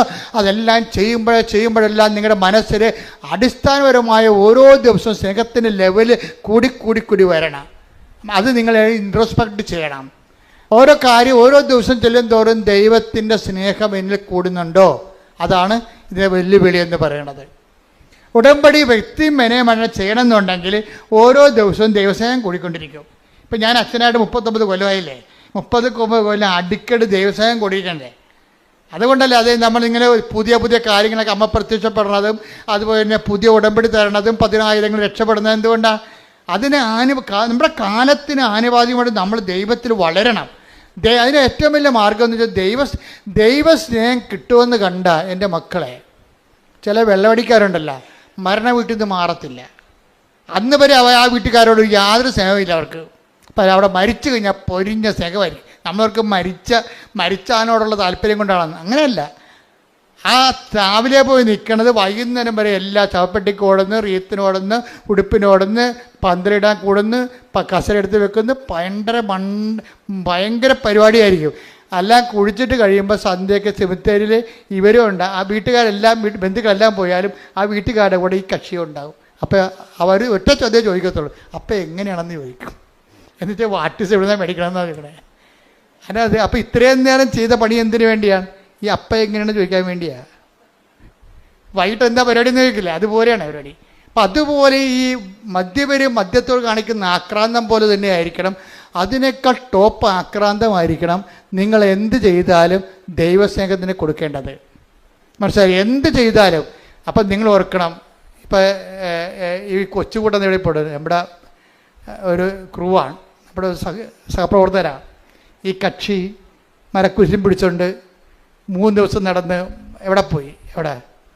മലയാറ്റൂർ പോയി. അപ്പോൾ മലയാറ്റൂർ പോയിച്ചും ഈ കക്ഷി നല്ല വർഷങ്ങളായിട്ട് പോണതാണ്. അപ്പോൾ ഇന്നലെ എന്നോട് പറയുമായിരുന്നു, അച്ഛാ ഞങ്ങളുടെ കയ്യിൽ ഒരു വാച്ചുണ്ട്. അപ്പം ഞങ്ങൾ ഒരു നടന്ന് വെച്ച് വാച്ചിട്ട് നോക്കും എത്ര കിലോമീറ്റർ നടന്നെന്ന് വാച്ച് പറയുമെന്ന്. അതനുസരിച്ച് അത്രയും കലോറികൾ കത്തി മാറും. 2 ലക്ഷം സ്റ്റെപ്പുണ്ട് ഇവിടുന്ന്. അപ്പോൾ ഈ വാച്ചോട്ട് നോക്കിയപ്പോൾ മനസ്സിലായി മലയാറ്റൂരെത്തിയപ്പോൾ 2 ലക്ഷം സ്റ്റെപ്പ് നടന്നിട്ടുണ്ട്. അപ്പോൾ ഇടയ്ക്കിടയ്ക്ക് വാച്ച് നോക്കിയിട്ട് എത്ര സ്റ്റെപ്പ് നടന്നു എന്ന് നോക്കണ്ടേ? ഇത് തന്നെ ഉടമ്പടി ജീവിതമെന്ന് പറയണത്. എന്താ കാര്യം? ഓരോരോ കാര്യങ്ങളും ചെയ്തേച്ചും ദൈവസ്നേഹത്തിൽ എന്തുമാത്രം മുന്നോട്ടായെന്ന് നോക്കണം. പിടികിട്ടില്ലേ? ഓരോരോ ഘട്ടങ്ങൾ പിന്നിടുമ്പോഴും ഓരോരോ ഉടമ്പടി എക്സസൈസ് ചെയ്ത് കഴിയുമ്പോഴും ദൈവസ്നേഹത്തിൽ നിങ്ങൾ എന്തുമാത്രം വളർന്നുവെന്ന് നോക്കണം. അങ്ങനെ ദൈവസ്നേഹത്തിൻ്റെ വളർച്ച ഒരു ആക്രാന്തം വെച്ച് കഴിഞ്ഞാൽ ബാക്കി 2 ഓട്ടോമാറ്റിക്കായിട്ട് സെറ്റ് ചെയ്യും. എന്തൊക്കെയാണ്? പ്രത്യാശയും അതുപോലെ തന്നെ വിശ്വാസവും. നിങ്ങൾ വിശ്വാസത്തിന് അമിത പ്രാധാന്യം കൊടുക്കരുത്. മനസ്സിൽ അണ്ടേ കൊണ്ടേ വളവടക്കം വെക്കണവരിരിക്കും. വിശ്വാസത്തിനല്ല പ്രാധാന്യം കൊടുക്കേണ്ടത്. നിങ്ങൾ ദൈവസ്നേഹത്തിന്, കാര്യം സ്നേഹമാണ് എല്ലാത്തിനെയും വലുതെന്ന് അത് ആര് പറഞ്ഞിട്ടുണ്ട്? ഒരു സപ്പോസ് പറഞ്ഞിട്ടുണ്ട് അല്ലേ? സ്നേഹം എല്ലാത്തിനെയും അതിജീവിക്കുന്നു പറയും. ഇപ്പോൾ വിശ്വാസം, പ്രത്യാശ, സ്നേഹം ഇത് ഏറ്റവും വലുത്. Take the word of God 1 Corinthians 13 ശ്രദ്ധിക്കട്ടെ. ഹല്ലേലൂയ. 1 Corinthians 13:13. 1 Corinthians 13:13. വിശ്വാസം, പ്രത്യാശ, സ്നേഹം ഇവ 3 നിലനിൽക്കുന്നു. ഒന്ന് പറഞ്ഞേ. വിശ്വാസം, പ്രത്യാശ, സ്നേഹം ഇവ 3 നിലനിൽക്കുന്നു. എന്നാൽ സ്നേഹമാണ് സർവോത്കൃഷ്ടം. അപ്പൊ എന്താ പ്രശ്നം വെച്ച് കഴിഞ്ഞാൽ നിങ്ങളെ വിശ്വാസം ഫോക്കസ് ചെയ്യേണ്ട കാര്യമില്ല, പ്രത്യാശയെ ഫോക്കസ് ചെയ്യരുത്, പ്രൈമറി ഫോക്കസ് കൊടുക്കരുത്. നിങ്ങൾ ഓർക്കുക എങ്ങനെ വിശ്വാസം വളർത്താൻ പറ്റുമോ, എങ്ങനെ പ്രത്യാശ ഉണ്ടാക്കാൻ പറ്റുമോ, അങ്ങനെ ചിന്തിക്കണ്ട. നിങ്ങൾ ചെയ്യേണ്ടത് എന്താണ്? സ്നേഹത്തെ അഡ്രസ്സ് ചെയ്യണം. അതിനാവശ്യത്തിന് ഏറെ പ്രോഗ്രാം ഉടമ്പടിയിലുണ്ട്. നിങ്ങൾ ചെയ്യുന്ന എല്ലാ കാര്യവും ദൈവസ്നേഹത്തിൻ്റെ ആ ഓരോ സ്റ്റെപ്പ് കൂടുന്നുണ്ടോ നോക്കിയാൽ മതി. എല്ലാ കാര്യവും ചെയ്യേണ്ടത് എന്താണ്? ദൈവസ്നേഹത്തോടെയാണ് ചെയ്യേണ്ടത്. അതൊക്കെ പ്രാർത്ഥിക്കുമ്പോൾ ചെയ്യേണ്ടത് എന്താണ്? IELTS പാസ്സാകണേ, വസ്തുവിക്കാൻ പറ്റണേ, മകളെ കെട്ടിക്കണമെന്ന് പറഞ്ഞുകൊണ്ട് ആക്രാന്തം കാണിക്കരുത്. ദൈവസ്നേഹം കൂടണമെന്നാണ് പറയേണ്ടത്. പകരം വേണ്ടത് എന്താണ്? ദൈവസ്നേഹം ഒന്ന് പറഞ്ഞേ, കർത്താവേ കർത്താവേ, എന്റെ നിയോഗങ്ങളില് എന്റെ നിയോഗങ്ങളില് ഞാൻ എഴുതിയിട്ടിരിക്കുന്ന കാര്യങ്ങളില് ഞാൻ എഴുതിയിട്ടിരിക്കുന്ന കാര്യങ്ങളില് നടക്കുന്ന പുരോഗതിയേക്കാൾ നടക്കുന്ന പുരോഗതിയേക്കാൾ എന്റെ ജീവിതത്തില് എന്റെ ജീവിതത്തില് ദൈവസ്നേഹത്തിന് ദൈവസ്നേഹത്തിന് പുരോഗതി ഉണ്ടാകാൻ പുരോഗതി ഓരോ ദിവസവും ഓരോ ദിവസവും ഞാൻ ചെയ്യുന്ന പ്രവർത്തനങ്ങളെ ഞാൻ ചെയ്യുന്ന പ്രവർത്തനങ്ങളെ എന്നെ അഭിഷേകം ചെയ്യണമേ. അഭിഷേകം ചെയ്യണമേ. എടുക്കട്ടെ. ഹല്ലേലൂയ, ഹല്ലേലൂയ, ഹല്ലേലൂയ. മഹത്വം, മഹത്വം, ആരാധന, ആരാധന. ഈ ജോജി ഒരു ദിവസം ചേർത്തല ബസ് സ്റ്റാൻഡ്, ഇവിടുന്ന് ഉടമ്പടി പുതുക്കി ചേർത്തല ബസ് സ്റ്റാൻഡിൽ ചെന്നപ്പോഴേ അവിടെ ഒരു കൃപാസനം പത്രം അവിടെ ഒരു റെയിൽവേ സ്റ്റേഷനിൽ ബെഞ്ചിലിരിക്കണ. അപ്പോൾ ഉടനെ ജോജിയുടെ തൊണ്ടയിടറി എൻ്റെ അമ്മേ എന്ന് വിളിച്ചു. എന്താ കാര്യം? അത് ഒരു കൃപാസനം പത്രം അനാഥമായിട്ട് അവിടെ ഇരിക്കുമ്പോൾ അദ്ദേഹം അത് എടുത്തിട്ട് കൊണ്ടുപോയി അത് അർഹമായ കരങ്ങളിൽ കൊടുത്തിട്ട് അമ്മയെക്കുറിച്ച് സംസാരിച്ച് അയാളെ കൊണ്ട് ആ ഉടമ്പടി എടുപ്പിക്കാൻ പറ്റുന്ന പരുവത്തിലാക്കിയിട്ടാണ് ചേർത്തലയിൽ നിന്ന് പോയിരിക്കണത്. അത് പറയുമ്പോൾ ഈ മനുഷ്യൻ നിന്ന് കരയണിവിടെ. അതാണ് ദൈവസ്നേഹം എന്ന് പറയണത്. നിങ്ങൾ സാക്ഷ്യം കേട്ടാൽ മനസ്സിലാകും. ഈ പത്രം അനാഥമായി കിടക്കണ കണ്ടപ്പോൾ കരഞ്ഞു പോയൊരു മനുഷ്യനാണ്. ഞാൻ ചോദിച്ചു, ഇതെല്ലാം ചെയ്യണത് ദൈവസ്നേഹത്തോടെയാണ്. അല്ല ആക്കാനും വേണ്ടി ഒക്കാനിക്കണ പോലെ കുമ്പസാരക്കൂടിൻ്റെ അടിക്കൊണ്ട് തട്ടിവെച്ച് ഓടിക്കളഞ്ഞ പാർട്ടിയല്ല ഇത്. അങ്ങനെയുള്ള കണ്ണാമൃഗങ്ങൾ ഉടമ്പടി എടുത്തിട്ടുണ്ട്. ഇത് കൊടുക്കുമ്പോൾ ഒരു മിനിമം ദൈവസ്നേഹം നമ്മൾ തന്നെ ഗ്യാരണ്ടി ചെയ്യണം. ഇതെല്ലാം ചെയ്യണ കാര്യങ്ങളാണ്. എന്താണ്? കർത്താവെ, ഇത് വായിക്കുമ്പോൾ അങ്ങേ അറിയാത്തത് അറിയുവാനും കഠിന മാനസ്ഥരുള്ളവർ മാനസാന്തരപ്പെട്ടുകൊണ്ട് കർത്താവിനെ സ്വീകരിക്കാനും അവരുടെ ജീവിതത്തിൽ വിശുദ്ധിയും ദൈവസ്നേഹവും പുലരുവാനും അവർ സുവിശേഷ സാക്ഷിയാകുവാനും അങ്ങനെ ദൈവത്തെക്കുറിച്ച് ചിന്തിച്ചാണ് ഓരോ ശുശ്രൂഷയും നമ്മൾ ഉടമ്പടി ചെയ്യുമ്പോഴാണ് നമ്മൾ എംപവർ ആകണത്. എംപവർ എന്താണ്? ഈ മനുഷ്യൻ അതുകൊണ്ടാണ് അയാളെ ഉപ്പ് വിദ്യാഭ്യാസം ഇട്ട് വെച്ചും നേരെ സാറിനോട് പറയണം, സാറേ എൻ്റെ സർട്ടിഫിക്കറ്റിൽ എൻ്റെ പേരിന് പകരം വേറെ പേരാണ് കിടക്കണത്, അതുപോലെ തന്നെ എൻ്റെ വീട്ടുപേരിനും തെറ്റുണ്ട്, ഞാൻ ഗതി പിടിച്ചിട്ടില്ല എന്ന് പറയും. നിങ്ങൾ ഇന്ന പേപ്പർ കൊണ്ടുവന്നിട്ടുണ്ടോ? ഉണ്ട് സാറേ എന്ന് പറയും. അതായത് ഒറ്റ ദിവസത്തിനുള്ള ആ സബ്ജക്റ്റ് തിരുത്തി കൊടുക്കും. 20 കൊല്ലം ജോജി പറഞ്ഞ 15 ദിവസം എടുത്തോളെന്നാ പറഞ്ഞത്. 15 ദിവസം എടുത്തോളെന്നാ പറഞ്ഞത്. അതെല്ലാം വാങ്ങിക്കാനൊക്കെ ഒറ്റ ദിവസം എടുത്തു. പക്ഷെ 15 ദിവസത്തിനുള്ളിൽ അയാൾ ചെയ്തിട്ട് 20 കൊല്ലം നടക്കാഞ്ഞ കാര്യമാണ് 15 ദിവസത്തിനുള്ളിൽ നടന്ന് കൈ കിട്ടണത്. അതായത് നമ്മൾക്ക് എംപവറായി കഴിഞ്ഞാലേ നമ്മളിപ്പോൾ ദൈവത്തിന് തോന്നണം നമ്മൾ ദൈവത്തിൻ്റെ പുള്ളിയാണ്. അല്ല, നിങ്ങളുടെ വയറ്റിപ്പഴപ്പിന് വേണ്ടി ഇങ്ങനെ അലഞ്ഞു കെട്ടി ആലപ്പുഴ നടക്കണപ്പോൾ തോന്നരുത്. അത് വയറ്റിപ്പഴപ്പിന് വേണ്ടിയേ അലഞ്ഞു കെട്ടി ആലപ്പുഴ നടക്കണം ദൈവത്തിന് തോന്നരുത്. ദൈവത്തിന് വേണ്ടി നമ്മൾ അരമുറുക്കി ഇറങ്ങിയിരിക്കണം ദൈവത്തിന് തോന്നിയാൽ പടപടാന്ന് നടക്കും ഈ സംഭവം. അതെന്താണ്? അത് അവസാനം വരെ ഇരിക്കും. ഈ കയറി ചെല്ലുന്ന ഇടങ്ങളിലെ കർത്താവ് എന്താ പറഞ്ഞത്? ഇതാ സർപ്പങ്ങളുടെയും തേളുകളുടെയും ശത്രുവിൻ്റെ സകല ശക്തികളുടെ മേൽ ചവിട്ടി നടക്കാൻ ഞാൻ നിനക്ക് അധികാരം നൽകുന്നു. അപ്പം നിനക്ക് വിശ്വാസം മൂക്കുന്നതനുസരിച്ച് ദൈവസ്നേഹം വർദ്ധിക്കുന്നതനുസരിച്ചുകൊണ്ട് നിനക്ക് ദൈവത്തിൻ്റെ അധികാരമാണ് വർദ്ധിക്കുന്നത്. കൈയടിക്കട്ടെ. മകൾക്കൊരു പ്രശ്നമുണ്ട്. 14 വയസ്സുണ്ട്. അവൾക്ക് 2 വയസ്സ് തൊട്ട് തുടങ്ങിയ പരിപാടിയാണ്. ഭക്ഷണം കഴിക്കുമ്പോൾ ശ്വാസം അടച്ചു പോകും. ഭക്ഷണം കഴിക്കുമ്പോൾ ശ്വാസം അടക്കും. പിന്നെ തൊണ്ട കുരുങ്ങി ഛർദ്ദിക്കും. അപ്പോൾ വേണമെങ്കിൽ ആ ഭക്ഷണം കഴിച്ചുകൊണ്ടിരിക്കുന്ന സ്ഥലത്ത് തന്നെ പാത്രത്തിൽ തന്നെ ഛർദ്ദിച്ചിടും. ഇതിങ്ങനെ വർഷങ്ങളായിട്ട് തുടങ്ങിയതാ. 14 വയസ്സുണ്ട് ഇപ്പം. അപ്പം ഇത്രയും നടന്ന് ഇതിന് മാറ്റം പല മരുന്നുകൾ കഴിച്ചിട്ട് മാറ്റമില്ല. അവസാനം എന്താ ചെയ്യണം? ഈ ഉടമ്പടി തൈലോ ഉപ്പും കൂടി ചേർത്ത് കൊടുക്കും. ആ പറയണ ഇപ്പം 3 കൊല്ലമായി കൊച്ചു ഛർദ്ദിച്ചിട്ടില്ല. ഇവിടെയൊക്കെ നിങ്ങളെ കൈയടിക്കാൻ വേണ്ടി പറഞ്ഞതല്ല. നിങ്ങൾ ഓർക്കണത് ഇത് കൈയടിക്കുമ്പോൾ നിങ്ങൾ ഉദ്ദേശിക്കണത് ഉപ്പിൻ്റെ അകത്തെന്തോ സംഭവമുണ്ട് ഉടമ്പടി തൈലത്തിന്. അതിനകത്തുള്ള സംഭവം പുറത്തു വന്നെങ്കിൽ എന്ത് ചെയ്യണമെന്നറിയാമോ? അധികാരം, ഈ വ്യക്തിക്ക് അധികാരം ഉണ്ടാകണം. അതാണ് വിഷയം. എന്താണ്? ഈ വ്യക്തിക്ക് ദൈവത്തിന് വേണ്ടി ജീവിച്ചു, ദൈവത്തിൻ്റെ വചനത്തിന് വേണ്ടി ജീവിച്ചു, സുവിശേഷത്തിൻ്റെ സാക്ഷിയായി ജീവിക്കുമ്പോഴേ അവരെ ആക്ടിവേറ്റ് ചെയ്യുമ്പോഴേ ദൈവത്തിൻ്റെ പവർ അടിക്കണം. അവിടെ അടിക്കും. എന്താ കാര്യം? അതുകൊണ്ട് നിഷ്കളങ്കമായിട്ട് നിങ്ങൾ ഡിസ്പോസിബിൾ ഉടമ്പടി എടുക്കരുത്. നിങ്ങളുടെ IELTS പാസ്സായി ഈ വീട്ടിൽ കുത്തിയിരിക്കാമെന്ന് പറഞ്ഞുകൊണ്ട് അതാണ് ഡിസ്പോസിബിൾ ഉടമ്പടി. വസ്തു വിറ്റ് ഇനി എന്താ പ്രശ്നം? തീർന്നു. ഇനി എന്താ പ്രശ്നമെന്ന് ഇനിയാണ് പ്രശ്നം മൊത്തം ഉള്ളത്. ദൈവത്തിൽ നിന്ന് വല്ലതും വാങ്ങിച്ചു പോയിട്ടാ പിന്നെ ഇപ്പോൾ ഓർക്കേണ്ട എന്താണ്? ദൈവത്തിൻ്റെ ചൈതന്യത്തിന് നിങ്ങൾ മറുപടി പറഞ്ഞുകൊണ്ടിരിക്കണം. അല്ലെങ്കിൽ നിങ്ങൾ കാര്യം കാണാൻ വേണ്ടി കർത്താവിനെ ദുരുപയോഗിച്ച പോലെ ഇരിക്കും. അപ്പം അതുകൊണ്ട് എപ്പോഴും ശ്രദ്ധിക്കേണ്ട കാര്യം വെച്ച് കഴിഞ്ഞാൽ ഉടമ്പടിയിലൂടെ ദൈവാധികാരം പ്രാപിക്കാനാണ് നോക്കേണ്ടത്. അതിനുള്ള സാധ്യതയാണ് നിങ്ങൾ പ്രയോജനപ്പെടുത്തേണ്ടത്. അയാളുടെ ഇൻക്രിമെൻ്റ് കൂടുന്നില്ലായിരുന്നു അയാളുടെ കമ്പനിയിൽ. വേറെ കമ്പനി ജോലി കിട്ടി, 2 കൊല്ലമായിട്ട് കൂടുന്നില്ല. അയാൾ ഒറ്റ പ്രാവശ്യമേ പറഞ്ഞുള്ളൂ. ആ ഒറ്റ പ്രാവശ്യം ആ ഇൻക്രിമെൻ്റ് ഡബിളാക്കി കൊടുത്തു. എല്ലാവർക്കും കൊടുക്കുന്നതൊക്കെ ഇയാളെ സീനിയേഴ്സിനേക്കാൾ ഇരട്ടി ഇൻക്രിമെൻ്റ് കൂട്ടി കൊടുത്തു. ഇവൻ കൈവെക്കണ സ്ഥലത്തെല്ലാം മാതാവ് ഒപ്പിടും. അതാണ് പ്രശ്നം. ഇവൻ നിങ്ങൾ ഒരിക്കൽ സത്യമാണെന്ന് ദൈവത്തിന് തോന്നിയാൽ നിങ്ങൾ കൈവെക്കണ എല്ലാം അവൻ ചെയ്ത എല്ലാം ശുഭമാക്കുകയും ചെയ്തു. Take the word of God. ശ്രുതികട ഹല്ലേലൂയ ഹല്ലേലൂയ ഹല്ലേലൂയ ഹല്ലേലൂയ.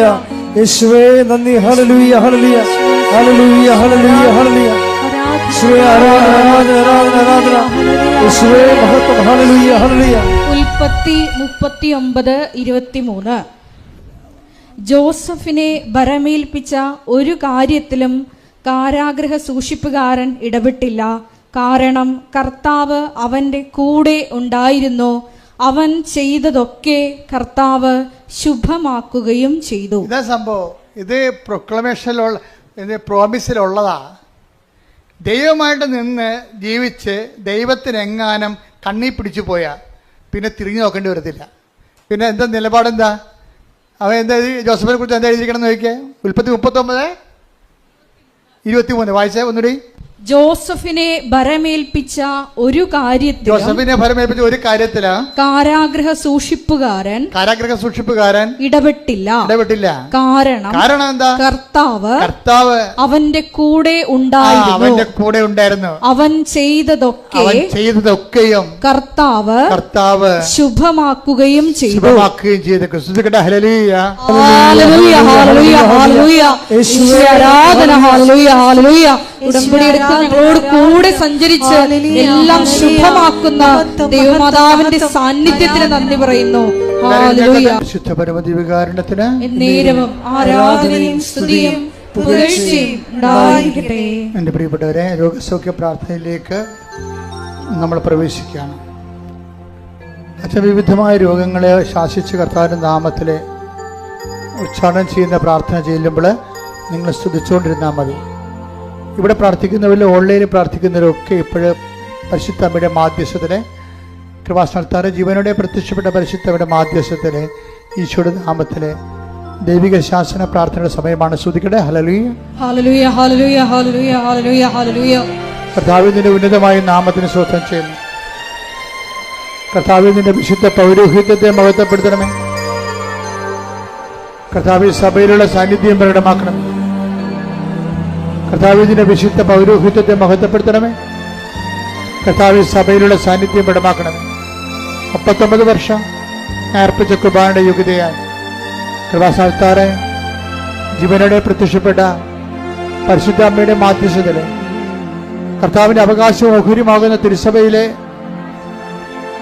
ഇവിടെ കൂടിയിരിക്കുന്ന എല്ലാ മക്കളുടെ മേലും ഓൺലൈനിൽ പ്രാർത്ഥിക്കുന്നവരുടെ മേലും കർത്താവിന്റെ തിരുമുറുപാടുന്ന വലതുകരം അടിപ്പഴ പോലെ വൈദാഖനം പോലെ ദൈവികമായ ശക്തി നിങ്ങളിൽ നിറഞ്ഞു നിൽക്കട്ടെ എന്ന് പ്രാർത്ഥിക്കുന്നു. മാർഗരോഗങ്ങള്, തീരാവ്യാധികള്, ജീവദുരിതങ്ങള് യേശുവിന്റെ നാമത്തിൽ, മാർഗരോഗങ്ങള്, തീരാവ്യാധികള്, ജീവദുരിതങ്ങള് യേശുവിന്റെ നാമത്തിൽ മാറിപ്പോകട്ടെ എന്ന് പ്രാർത്ഥിക്കുന്നു. സന്ധിബന്ധങ്ങളില്, മാംസപെസ്സുകളില്, രക്തഞരമ്പുകളില്, ശരീരകോശങ്ങളില് കർത്താവിന്റെ രക്തം പടരട്ടെ എന്ന് പ്രാർത്ഥിക്കുന്നു. ബന്ധങ്ങളിലെ മാംസപേശികളിലെ രക്തഞരമ്പുകളിലെ കർത്താവിന്റെ രക്തം പടരട്ടെ എന്ന് പ്രാർത്ഥിക്കുന്ന ശിശുരോഗങ്ങള്, ക്യാൻസർ രോഗങ്ങള്, പിച്ചുല രോഗങ്ങള്, കരൾ രോഗങ്ങള്, കിഡ്നി രോഗങ്ങള്, ഉദരരോഗങ്ങള്, ഗർഭാശയ രോഗങ്ങള്, അമാശയ രോഗങ്ങള്, തലച്ചോർ രോഗങ്ങള്, ശ്വാസകോശ രോഗങ്ങള്, വലിവ് രോഗങ്ങള് യേശുവിന്റെ ഉന്നതമായ നാമത്തില്, ശിശുപീഡകള്, പീഡരോഗങ്ങള് യേശുവിന്റെ ഉന്നതമായ നാമത്തില്, സഭയുടെ പ്രാർത്ഥനയുടെ ശക്തിയാൽ യേശുവിന്റെ ഉന്നതമായ നാമത്തില് മാറിയ രോഗങ്ങള്, പ്രശ്ന ക്യാൻസറുകള്, ഉദരരോഗങ്ങള് യേശുവിന്റെ നാമത്തില്, അർശസ് രോഗങ്ങള് യേശുവിന്റെ നാമത്തില്, അർശസ് രോഗങ്ങള് യേശുവിന്റെ നാമത്തിൽ മാറിപ്പോകട്ടെ.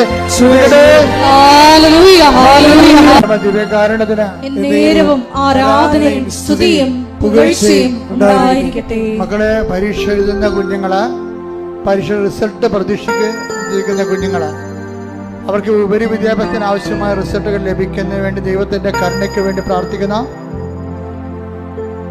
അതുപോലെ തന്നെ വസ്തു വിൽക്കാൻ ആഗ്രഹിക്കുന്നവർ, വിറ്റുമാറാത്തവർ, അതിൻ്റെ പേരിൽ കടങ്ങൾ പരിഹരിക്കാൻ പറ്റാത്തവർ, ജപ്തി നടപടികൾ നേരിടുന്നവർ, ജോലിക്ക് ഇൻ്റർവ്യൂ ടെസ്റ്റ് അങ്ങനെയൊക്കെ പോകുന്നവരെ, അതിന് റിസൾട്ട് പ്രതീക്ഷിക്കുന്നവർ ഒക്കെ ഇപ്പോൾ സമർപ്പിച്ച് പ്രാർത്ഥിക്കുന്ന സമയമാണ്.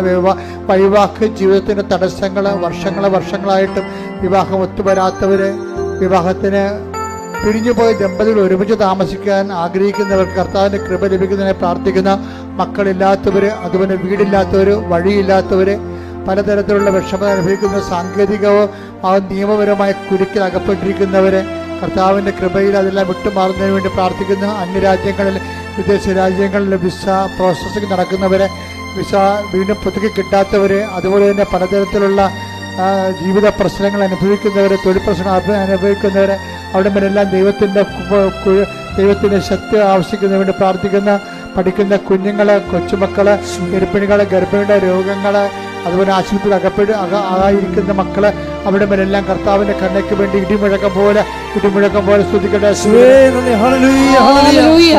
ഉന്നതമായ നാമത്തിന് സ്തോത്രം ചെയ്യുന്ന കർത്താവ്, നിന്റെ വിശുദ്ധ പൗരോഹിത്യത്തെ മഹത്വപ്പെടുത്തണമേ. കർത്താവ്, സഭയിലുള്ള സാന്നിധ്യം ദൃഢമാക്കണമേ. 39 വർഷം അർപ്പിച്ച കുർബാനയോഗ്യതയാ, ജോലിയില്ലാത്തവര്, വീടില്ലാത്തവര്, വെളിച്ചമില്ലാത്തവര്, വഴിയില്ലാത്തവര്, കർത്താവ് എല്ലാ തരത്തിലുള്ള തടസ്സങ്ങൾക്ക്, ജപ്തി നടപടികളെ, സാമ്പത്തിക കടങ്ങളാൽ കുട്ടികൾ വരുമാന മാർഗമില്ലാത്തവർ, ജീവിതമാർഗം മുട്ടിപ്പോയവര്, കർത്താവ് സാമ്പത്തിക കടങ്ങൾ അവകാശിക്കുന്ന കടക്കാർ, കടം കൊടുത്തുവിട്ടായില്ലാതെ കർത്താവ് നാടുവിട്ടു പോയാലെന്ന് ചിന്തിക്കുന്നവർ, ഇങ്ങനെ വ്യത്യസ്തങ്ങളായ ജീവിത രീതികളിൽ ബാങ്ക് ജപ്തികളും നടപടികളുടെ സാമ്പത്തിക നടപടി നേരിടുന്നവരെ, പോലീസ് നടപടി നേരിടുന്നവരെ, കോടതി നടപടി നേരിടുന്നവരെ, യേശു ക്രിസ്തുവിന്റെ ഉന്നതമായ നാമത്തില് മാർഗ തടസ്സങ്ങള് യേശുവിന്റെ നാമത്തിൽ മാറിപ്പോകട്ടെ.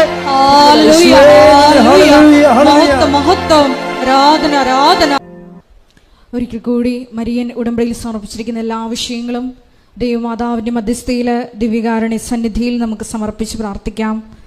ദൈവ സ്നേഹമാണ് ഏറ്റവും വലുതെന്ന് തിരുവചനത്തിലൂടെ ഈശോ വെളിപ്പെടുത്തുകയായിരുന്നു. ദേവാലയത്തിലേക്ക് കയറുമ്പോൾ സൂക്ഷ്മതയുള്ളവനായിരിക്കണം എന്ന തിരുവചനത്തിലൂടെ ഉടമ്പടി നിബന്ധനകള് വിശ്വസ്തതാപൂർവം സൂക്ഷ്മതയോടെ പാലിക്കുവാൻ വലിയ അഭിഷേകം ഞങ്ങൾക്ക് തരണമേ എന്ന് പ്രാർത്ഥിച്ചുകൊണ്ട് ശിരസ് നമിച്ച് നമുക്ക് ദിവ്യകാരുണ്യനാഥന്റെ ആശീർവാദം സ്വീകരിക്കാം. പരിശുദ്ധ